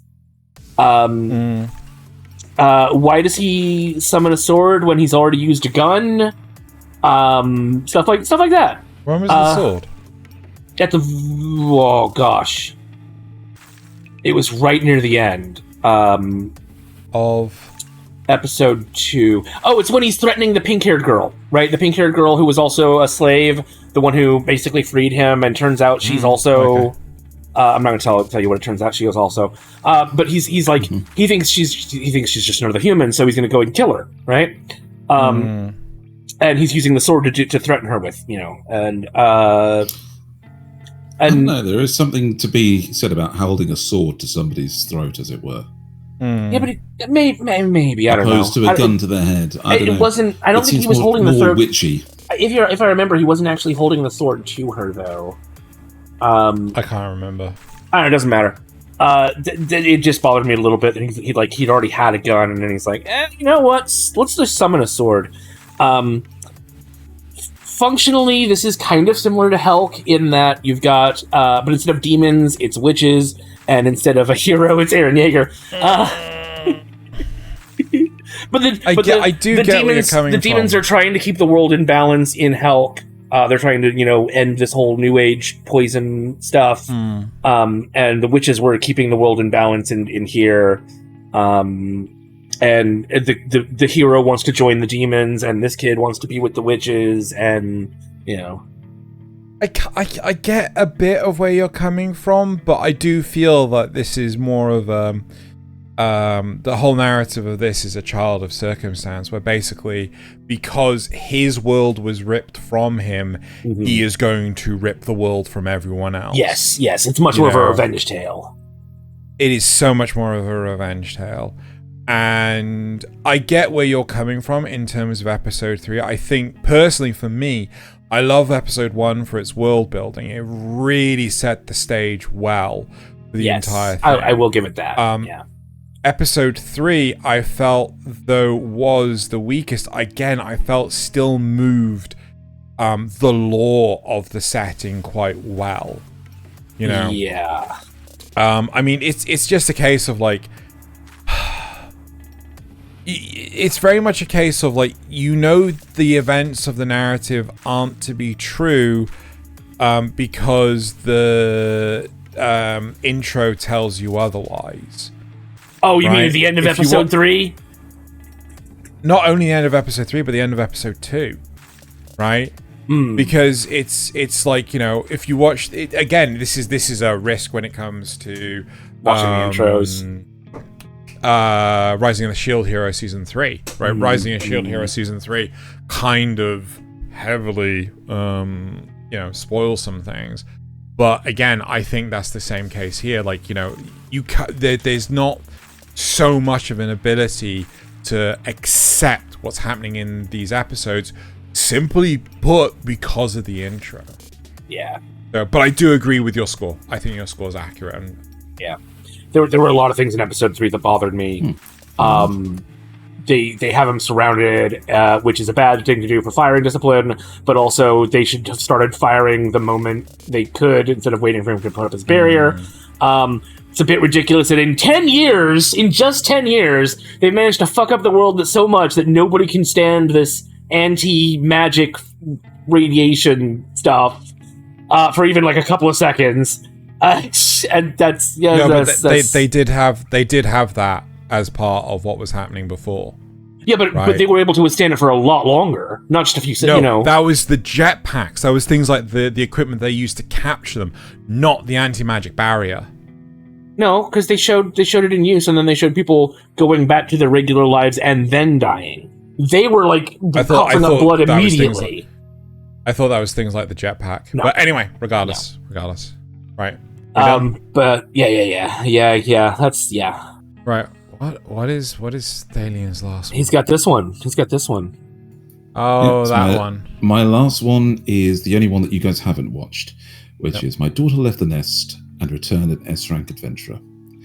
And now this one is definitely an acquired taste. But I'm going to put it up at a 5-star. Ooh. Okay, so this is a slow one-ish, but it's really well paced for being slow. Okay, the premise is that a former adventurer encountered a horrible beast on one of his adventures that bit off his leg, and this is him, the redhead guy, and so he retired to a nice little village in the country. Xeno's super conflicted right now. Red hair, but also male. Yes. I tried that. And nice. He basically decided to stay in his nice little village, help out the people, live his quiet life with his peg leg. Right? But one day, he found a baby in the woods. As you do. As you do. It was in a little bassinet with things put in it that, apparently, according to him, protect against evil. So it wasn't exactly like it was abandoned, but it was all alone. So this little girl grew up, and he taught her swordsmanship and taught her right from wrong and all the good things. And so she decided to go out and become an adventurer too. And there was a tearful farewell as his daughter leaves at age, I think it's 12 or 13, to go off to train to become an adventurer. And he just goes on living his slow life. He helps out his friends in the fields and everything. But while she's away, his daughter becomes, as it says in the title, an S-rank adventurer. She becomes a swordsman of incredible renown. They send her and her team out to deal with the worst problems. And the first 3 episodes are all about how she wants to go home for a fucking holiday. And they keep telling her no because something else keeps coming up. So, you see her in the first time you actually see her fully adult is she's taking down a wyvern over the city, running along rooftops. Her archer friend is targeting its eye. Her mage friend is giving spells to keep it low, and she then leaps off a rooftop and decapitates the thing. It's impressive. But she's one of the few S-rank adventurers in her team with her. I think her team at A-rank, individually. And so this team of 3 girls is like the one of the best teams available. So she's saving up, and she says she's packing for a holiday to go back and see her father. And she's really happy for it. She's like, I get to see my dad. I love my dad. And then they turn around and say, actually, there's a... Is that what this scene is? No, because the daughter is the dark-haired girl. Okay. Sorry. Yes, the dark-haired girl with the almost samurai-style shoulder armor. Right. Yes. And then there's a monster invasion, and so they send her off to deal with that. And she works really hard again and clears up every S-rank quest available so that she can then go on this is her. So that she can then go on holiday properly and get a month's holiday. But on her way back, she encounters a lady and her attendant being chased by bandits. And so she goes to defeat the bandits and then escorts this lady back to home, back to the lady's home, to see her dying father.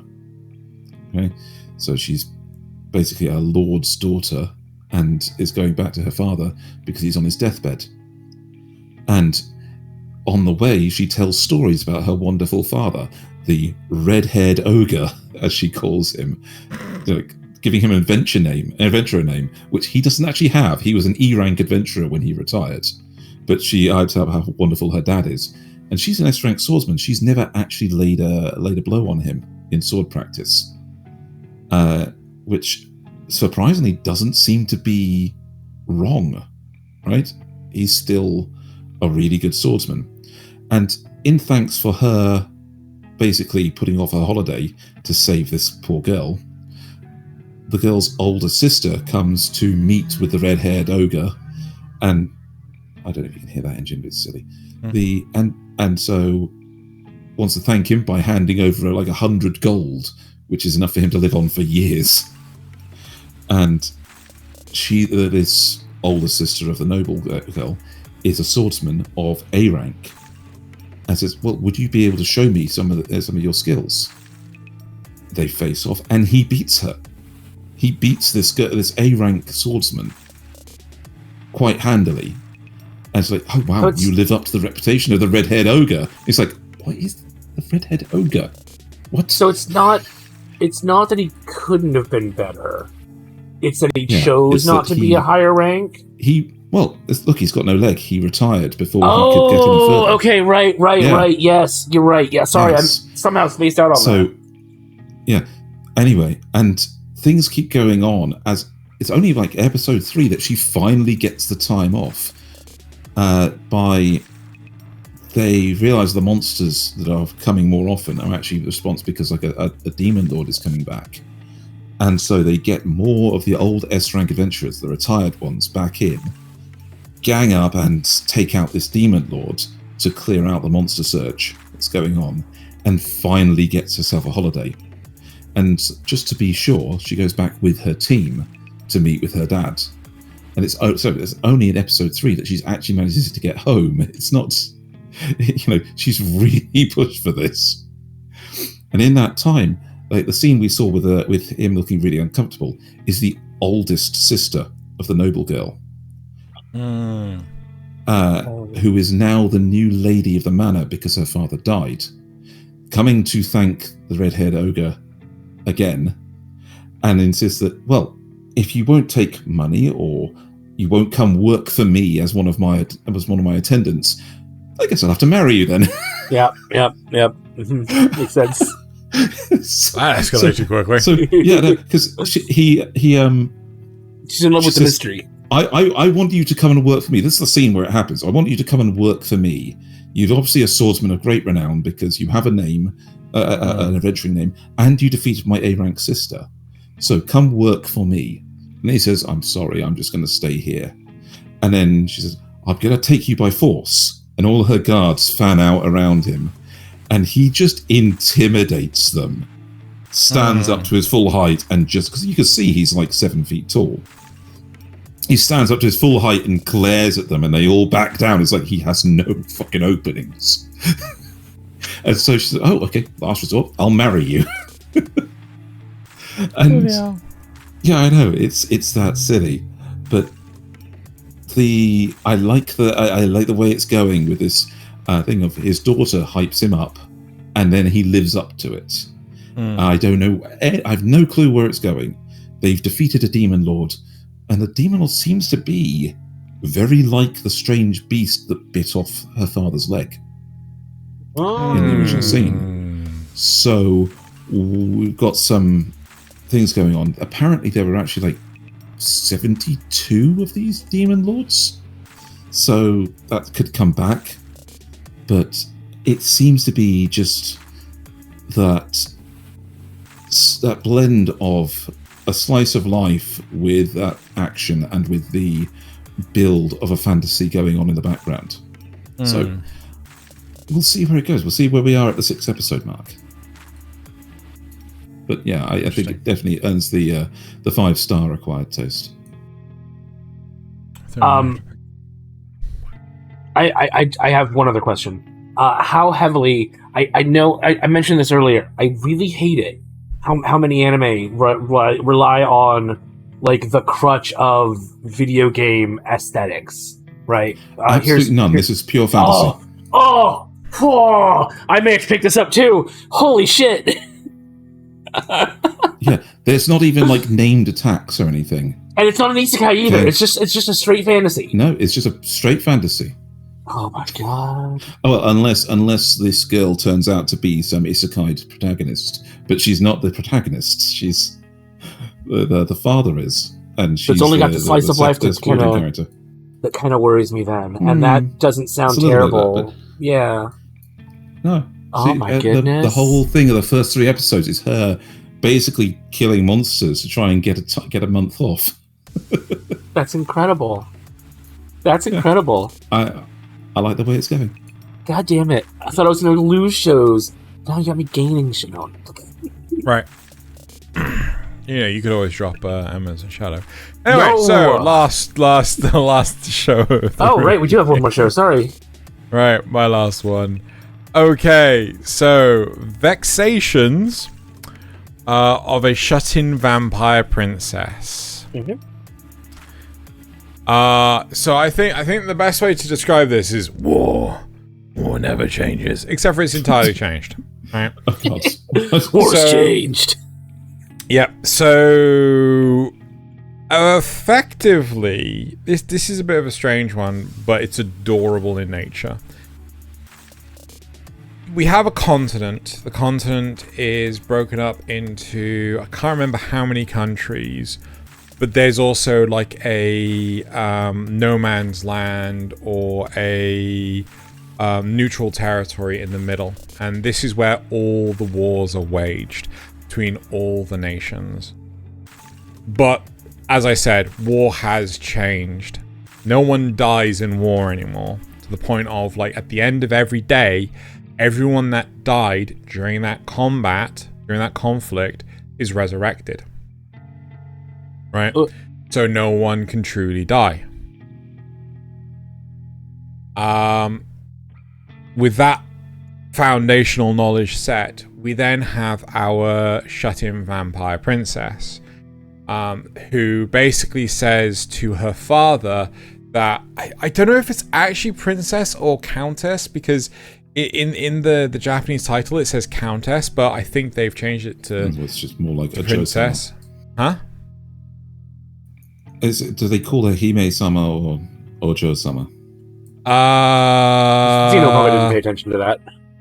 I don't think they call her either. I think it's because it's commander. They call her by her title, her military title. It's more like she's a countess. But anywho, so basically, she says to her father, I'll settle nothing but I will settle for nothing but taking over the throne, right? And which then her father gets super excited, hires her an assistant maid to help her do everything, and in fact the vampire leader, the queen, the whoever's in charge, the monarch, basically has given the thumbs up for this shut-in vampire princess to go ahead and do this. And it's just like, wait, what? But in order to do this, she needs to take military command. She needs to basically take ownership of the country's forces. I think it's the entire country's forces. I don't think it is like a specific force within the country. And then basically gain military experience in directing them into combat and things like this. Now, her assistant maid, who may or may not have already appeared, she's got like short blue hair. She's wearing a maid outfit. Is constantly hyping her up, right? Is constantly saying like she will destroy all of you. She will, with a mere flick of her finger, you will die. Not her. Sorry, not the one that's just above me. She will. You will die. You dare cross it. Huh? Sorry, you will die, not you. Sorry, it was just the way those lined up. It was sorry. Yeah. So it's just like So she says all this stuff, and there are events where effectively this one guy in her platoon is constantly the victim of anything she does. So at one point in time, she gets her own dragon mount. Now this dragon mount looks more like some kind of cross between a lion and a unicorn, but hey ho, whatever.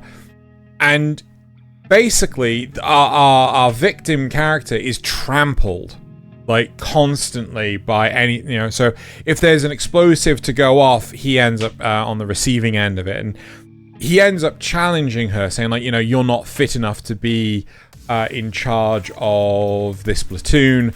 I challenge you to combat, and she wins because her maid, who is actually lying in the bed right now, ends up digging loads of traps in the arena.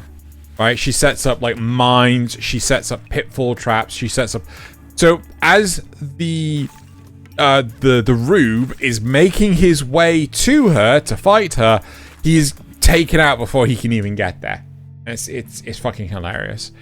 But it is all. It's not all light and whimsy, because the blue-haired girl that wasn't the one that I was, she threw the knife. Not the maid. She is part of a terrorist organization. I think they were called Inverse Moon, and they want to bring the true death back. Yeah. They want to make it so that when people die, they die forever. And she's as Shiro says, people die when they're killed. Exactly. Right. Yeah. So how do they even what's even the point of the fighting if they just get up and how do you determine who wins? Well, that's the point. That is the point. That's the complaint that the vampire princess has. Like, what is the fucking point of all this fighting if at the end of the day it goes back to the status quo? So it is this is the vampire queen that's like, come on, take. Either you need actual death or you just need to stop fighting because it's pointless. It's a very, very interesting world setting. It is hilarious. Did I actually give this a rating? You didn't. I was gonna ask when you were done. So after knowing all this, what would you rate it? I think this is an adorable 3-star acquired taste. Okay. I think that there is a lot to this series, and especially how the 3rd episode ends. I don't want to give too much away and things, but it isn't just silly hijinks. It isn't, people are getting seriously injured and things. When the girl above me ends up attacking this party, the sort of werewolf-esque character ends up saving our main protagonist by throwing her over a table. She lands in a pile of spaghetti, but he is mortally wounded because of this artifact that the assassin is using that can inflict the true death. So so it is interesting. Do I think it can maintain it? Yes. Is there a chance that it could go south? Yes, because we've seen some of the best of stuff last season just go complete south. Is there a giant tree? No. Hey, there's the maid. so it's not adorable alternative Elden Ring then. No. Fair enough. But it's really interesting. It's dumb. It's fun, and I hope it maintains. If it was a choice of this or the Demon Sword Master of Excalibur Academy, I would genuinely choose this instead. Right? I think this has greater potential for intrigue. What if it was that or Rising of the Shield Hero? That's a tough one. I genuinely don't know, because they're both great risks in that regard. Fair enough. Right. I think we're done with the. Oh God. Yeah. Jeez, we're already at 3.5 hours. Good Lord. Whoa. Yeah. Well, Good Lord. we were There was a doing couple a of lot. pauses. We were reviewing a lot. That doesn't count the pauses, you know. Thaylien, that's just Really? just That's the the show. actual record time. That's the done. actual record time. Wow. Yep. Uh-huh. Guys at home, we are sorry that it took so long. There were Are a we? lot of shows to Are review we? this season. Make sure you Are just we? use the timestamps to look at the ones you're interested in. Yeah. We were only I supposed say to at take the end. 5 minutes a show. Yeah. The amount Some of of time them we've we run were over- like way under. So a very, very few a of them. vast minority we went under. All right. Let's not stretch this out even further. Okay, so supporter questions. Rugal says, before we start the supporter questions, I just want to say we're not sponsored by any company, but but we are supported by you folks at home by liking, commenting, and subscribing. If you'd like to become a patron and help support Notice Me Senpai, you can find a link in the description below. Yeah. We had a chat about that in Discord, and I'm like, "This is I now know what that chat was about. You're not money goes to me, right? So Zrugal says, one of you give an idea for a new show and story. One of you tell us about the characters, and the last person review the show. Ready, go. New idea for a show. Power suits. High school. Feudal Japan. Did you mean Batman Ninja? No. I'm kidding. Okay. Power suits. School. Feudal High Japan. school. Feudal Okay. Japan. In this, we have a group of teenagers that are having to attend school. Of course, it's only guys and one girl that's pretending to be a guy. Because of it's feudal Japan, they have uncovered some alien technology that allows them to use these what seems to be mech suits, but on a very small scale. And we have our typical shonen protagonist, the girl that's pretending to be a boy, and he secretly finds out about her. They start dating towards the end of the show. And we have the typical Lancer character who's like Shadow the Hedgehog, and he has the most glass cannon of mech suits, so that he constantly charges in to defeat them. But when he gets beaten hard. And we'll put in one medic character. Wait. Hard or? Both, because he's going to be the pretty boy, and he's going to be doted on by every fangirl in the show, right? But he's actually going to be. And then we're going to throw in a medic character whose mech suit can heal other characters, and just for fun, we'll have one character who is really fun and just loves blowing shit up. Yeah, like, okay, now let's go and review it. Well, because it takes place in feudal Japan and it's not a slice of life, it is a 5-star must-watch. Clearly. Damn! On to a winner. Kodakawa will take our check now. Right, okay, so Rikyu says that those answers are bunk. Do it again. Switch who comes up with which piece. Fuck! Okay. Okay. So we've got a space drama about chefs who are trying to discover the greatest cuisine on every planet in the galaxy. Go ahead, Xeno. Go ahead. Right, so we all know, right, that as a space drama, this could only lead to all female characters in this space drama, A, being direct descendants from Gordon Ramsay, right, and B, being the best chefs in the known universe, right? Yes. Except for our one male protagonist pretending to be a girl, right? Yes. Trying to get into this culinary, space opera, right? Yeah, Space Academy, Oh my right? God. As trying to create the best cuisine possible. And of course, everyone thinks that he is their sister because being related to Gordon Ramsay, and he has great times trying to hide his true identity and still serving out amazing food, huh? And his wiener. And his wiener. Yes. Mixed bathing is not an option. Oh my god. Yeah. Oh man, I hear your sausage tastes amazing. I'd love to try your prepared sausage. Anyway, moving on. In a nice creamy sauce. Could use a bit of special sauce. Yeah. Okay, so I will give this one a 5-star acquired taste because while the plot is generally good, the episodic nature kind of gets a little bit iffy, and there's a lot of fan service. So if you're not into that, you're going to have to...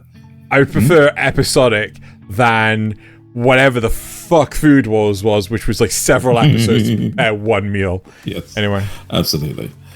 Right. And there was that one scene with the pizza that I genuinely, no. Everything was on fire as he went back into his apartment. Yes. So it was very silly. Okay. Right. Eminence in Nasuth says, after all that, Nasuth deserves a cookie. Not Xeno, though. What the fuck? I can what? Could you rephrase that? Yeah, well, I'm just reading out what Nasuth put. We need that special sauce, you know? Right. Okay, moving on to the comments. Right. Oh. So, first of all, the news. Anime Zero Dude says, so Cheeto's just making ads, reminding people about their worst feature. Like, yeah, if you want to have Cheetos, well, you better hope you have nothing planned for your hands for the next 10 minutes. But they are cute Dude, a new commenter. I don't know if they're new or not. I can't. I think they've commented before. Welcome. Yep. Strombus Shell says Crunchyroll is gonna have a 24-hour channel with free anime. Okay, if it's free, but I'll put it on in the background maybe. I've never used Roku or anything. Are those actually free services? Well, if Roku's free, then there you go. No clue. Right. Zrugel says, when Xeno was struggling with pronunciations, you guys don't make Xeno English. He already Englished enough. Although it's the Japanese words that are giving him the most trouble, it's true. I don't remember what happened. I'm going to remain innocent. Right, when Nasuth asked if Zrugel was happy with the best-selling manga news, I do like it. I'm happy. Thank you, Nasuth. Thanks for the manga news. You're welcome. So, yeah. And now moving on to the cast. Right, so the Eminence in Shadow would be a better... would be better with... Sorry, Zrugel says, the Eminence in Shadow would be better with more fart sounds. Not wrong. All right? I am atomic. Yeah. Big fart sound with reverb. Yes, there you go. Right. He also says, "Oh, okay. Next week is the third episode of the season already. I must have missed when you guys went through the new shows and picked out the ones you would watch.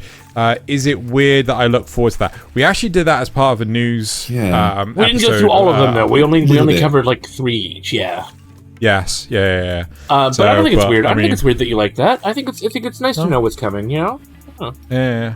So, okay, so this didn't really fit anywhere into my comment, but I ended up finishing Am I Actually the Strongest?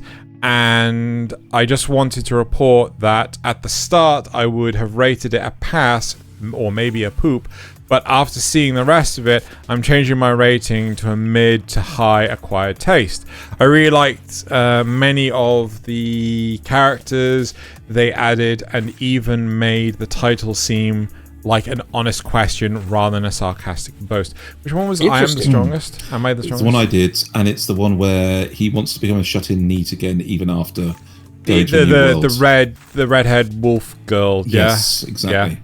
So that first episode is a real throw to you, but after that, I gave it a nothing special in the end, but a high nothing special.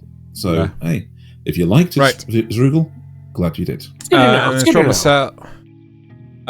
Stromber's Shell says, "Oh, click your strange links." Sorry, Ooh. they're gone now. Ooh. Nasuth, bro, Tickles. you don't get extra points for talking over your co-host. It was bad this week. Bad scuff. Gets the squirty ball. I'm not sure if I was better this week, but I mean, it was a longer You were. episode, You so were. probably You were. just by sheer length of episode, I still interrupted a bunch. Yep. Yeah, but this was a long one, but entertaining for my Saturday. Thanks, guys. You I think hope that this was one's long? a long This is one a and long entertaining one. as well. I'd like to see the poop rating improve with a fart effect. It already has one. It already has one. I don't know what he's talking about. Okay, but if it has to be an anime, then The red turtle? Red turtle. Red turtle. What? Oh, sorry. Any So point in that we're talking movie, about pick any one anime and that make can it be. Yeah. Oh. We're talking about any anime that can be improved with a fart sound effect, right? That's why Zrugal. That's why okay. Zrugal said Eminence and Shadow. Right. Sorry, I could have. I guess I Uh, could have added that in context. but- Okay, absolutely love the memes of this week. Highlight of my week. Also, Glad you the enjoyed. reason why we couldn't put it on the main channel. Yeah. Just Because saying. tried to obfuscate things and made it worse. And No, anyway, Xeno made it worse. So I think that does bring us onto the memes. We have Memes. 6 submissions, I believe, for this week from Really? you viewers at home. Oh Yes. man. As far as I know. So these are all memes submitted to the Discord for Kanpai Cast. Yeah. We do feature up to 6 a week, so this week has been a good week for submissions. Yeah. Following that, all of our memes come from Reddit, or wherever they're not, we will specify. So I believe, just to be nice, a couple of my memes this week came from YouTube. Interesting. Just to try and please the YouTube algorithm gods, but we won't be putting the links in the description just in case. Just in case. So Let's Right. go. let's take it away. Viewer memes. My My mom mum, would have when I'm driving. Yes. So go on if you want to kill me, just do it. My dad, when I'm driving, the sidewalk is wide enough. Go! Yeah. Yeah. Yeah. Hey, you! Look at me! Isekai time, bitch! I want to know what that is from. I don't know. I want to know. Somebody give us the sauce. Mhm. Is there some sauce? Oh, snake at the lake, what is your wisdom? Osamu Tezuka, the inventor of manga and anime, created old school furry icons like Kimba and Bagi, and had a secret collection of erotic furry art that he made, which was only found after his death. So weebs are really just a human-focused offshoot of furries. Explains why anime girls are all cats. I mean, you know, Yeah, Yes, it well, no, does. all anime characters are cats. all anime Girls characters, and yes. boys All too. anime characters, yes. Yeah. Wait, I remember Kimbo. Who's Baggy? Mm. Dunno. That must not have spread. I bet if we looked it up, you would know who they are. I don't know who they are either, though. So, Magic the Gathering. Oh my Oh god! my god! That Oh hurts. my god! That's beautiful! Yeah, that's Namek, and he's got a Bakugan and Yep, a yep. Yu-Gi-Oh! and a dual disc thing. Yeah. Agumon. What the hell? What is he holding in his hand? That's not a Pokeball. What is that? That's a Bakugan. The dice, sorry, the marble thing. Yeah, where they unfold into little robot if you hit the magnet right. Right. Okay. Oh, That's great. That's great. That's like that Digimon one or the That hurts. make 90 kid how to make 90s kids hurt, Hold and on, it's like hold the on, hold on, Digimon hold on. intro Look at with the copyright. Pokemon characters. look at the copyright. 2020 Studio Dice Shueisha TV Tokyo Konami. Wow. It just gets worse. Right. I don't know if you're... When I expect my cat to act like Yukichi. Nice. Oh no. Hey Vegeta, do you have a sewing machine? Because it looks like you have a hole in your trunks. Oh my god! Anyway, no. Okay. Who else is Is this yours, this- Nasuth? Oh, it is mine. Yes. Sorry. It is Oh my Naz's God. first one. Grandson. You thought I was your grandson, but it was me, Dio. So Arudo. Oh no! Fair. We'll get my revenge for all the leaves I had to rake and all the pruning. The times the tree leaped out in front of me tractor when I was texting me friends.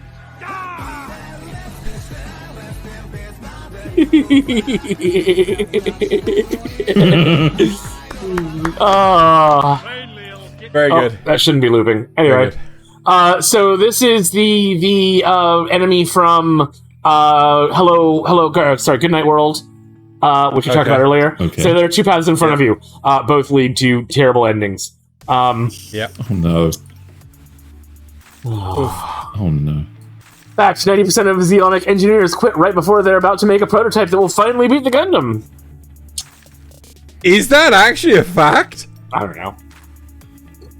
Sounds good, though. Yeah. 1800s Pugs, 2020s Pug, 1980s Anime Girl, 2020s Anime Girl. I feel like we might have had that one before. I don't care, though. I don't think we have. Still hilarious. I have seen this one, but yeah. I like this one. And my last one. Finally, I have them all. So we do it right here, right now. It's about me taking you on right here, right now. We settle this right here, right now. Oh my god. No. I don't know what the other two are from. I don't care. I just, man. Oh, no. So, left that- one is Undead Unluck. Yeah. Middle one is One Punch Man. Third one Oh, is yes, One Punch Man. Yes. Attack on Titan. Oh, yeah. No, it makes sense. It's even funnier. That's Earth. Even funnier. Right. Thaylien, What is that? why is that not playing? It's- Try again. Oh no. There we go. If you have something to say, then just spit it out already. Yes. Yes. A classic. A classic. I thought it was going to be the music one. Oh. I love it. Tadano-kun, where did Komi and Juan go? I hate kids like you with good instincts. Oh my god. Oh my fucking god, Thaylien. Juan. Where did Komi and Juan go? Good old Juan. I hate Poor kids Juan. like you with good instincts. That- Tadano-kun. Right. Oh no. Oh no.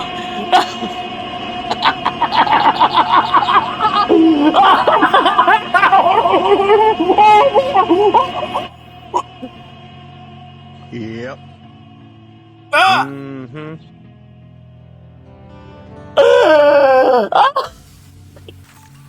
Unfortunately, Okay. Whew. unfortunately, Jameson. that was also going to be my fourth meme. So Oh no. Sorry. it's fine. Jonah Jameson. Jojo Jameson. That's great. Oh my god, Thaylien. Fuck. That's That not might be- his name though. His name is J. it is. Jonah Jameson. Yes, stands for John. No, J-A-Y. No, it's J period. That's Jonah Jameson. Homer. That's Homer J. Simpson you're thinking of. Yeah. Anyway. Now that I've made 100 no. friends, it's time for me to reveal the truth. Oh no. God, yeah. Death Oh Note. no. Yeah. And Thalien's last, which is also a video. I've been dropping them the most insanely obvious hints for like a year now. No response, They seem stupid. but they're not. They're really smart, actually. Just dense. Maybe you need to be more obvious. Tell them directly that you love them. I guess you're right. Hey, Tubi, I love you. See, just say it like that. Are you serious? If that flies over their head, then sorry 9S, but they're too dumb for you. Fuck. Oh my goodness. All right. So we're skipping your fourth one, right? Or are we watching it again because it's so good? Well, just watch it again. Yeah, all right. So One. I'm here first. Don't touch me, Saitama and Gentle Shipper! Gross! Gross. Yeah. He does exactly what I do. but 25 times better. Oh, Get that.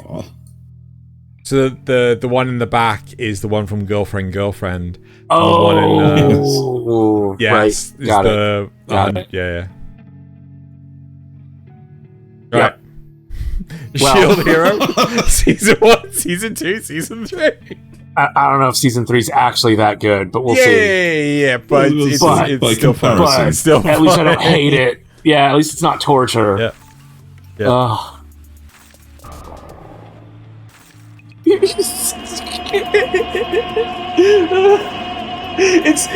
But it's not that bit. It's this. Oh my god. Yep. And then the credits. Oh fuck. Oh. Okay. Just All skip ahead right. All right, Mistress Frieren, what are we doing? Warming ourselves up, of course. But couldn't we have made a normal fire instead of using this dumpster fire?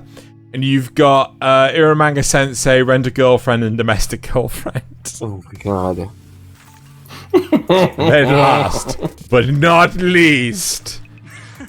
You think I'm Yes, another classic. This is it. All of the clues are coming together. I followed these footprints right to this exact spot, and then, right where you're standing, I found this book. Ha!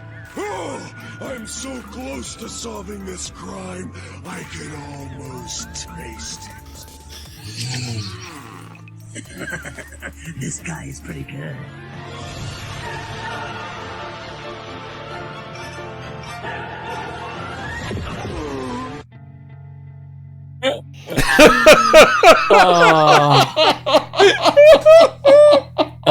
That is. Well done. Excellent. That Perfect is crossover. Right. Excellent. What's it called? You can find more memes on the Discord. Yep. I have no idea if we're posting them to Twitter anymore. I don't think we are. But we are posting them to Tumblr and soon Blue Sky. That is it for this week's episode. So thank you very much. Oh, hold on, my drink. Thank you very much for watching / listening. I know it's been a long episode, and I hope it's time for bombs and Kanpai! Goodbye. Bye.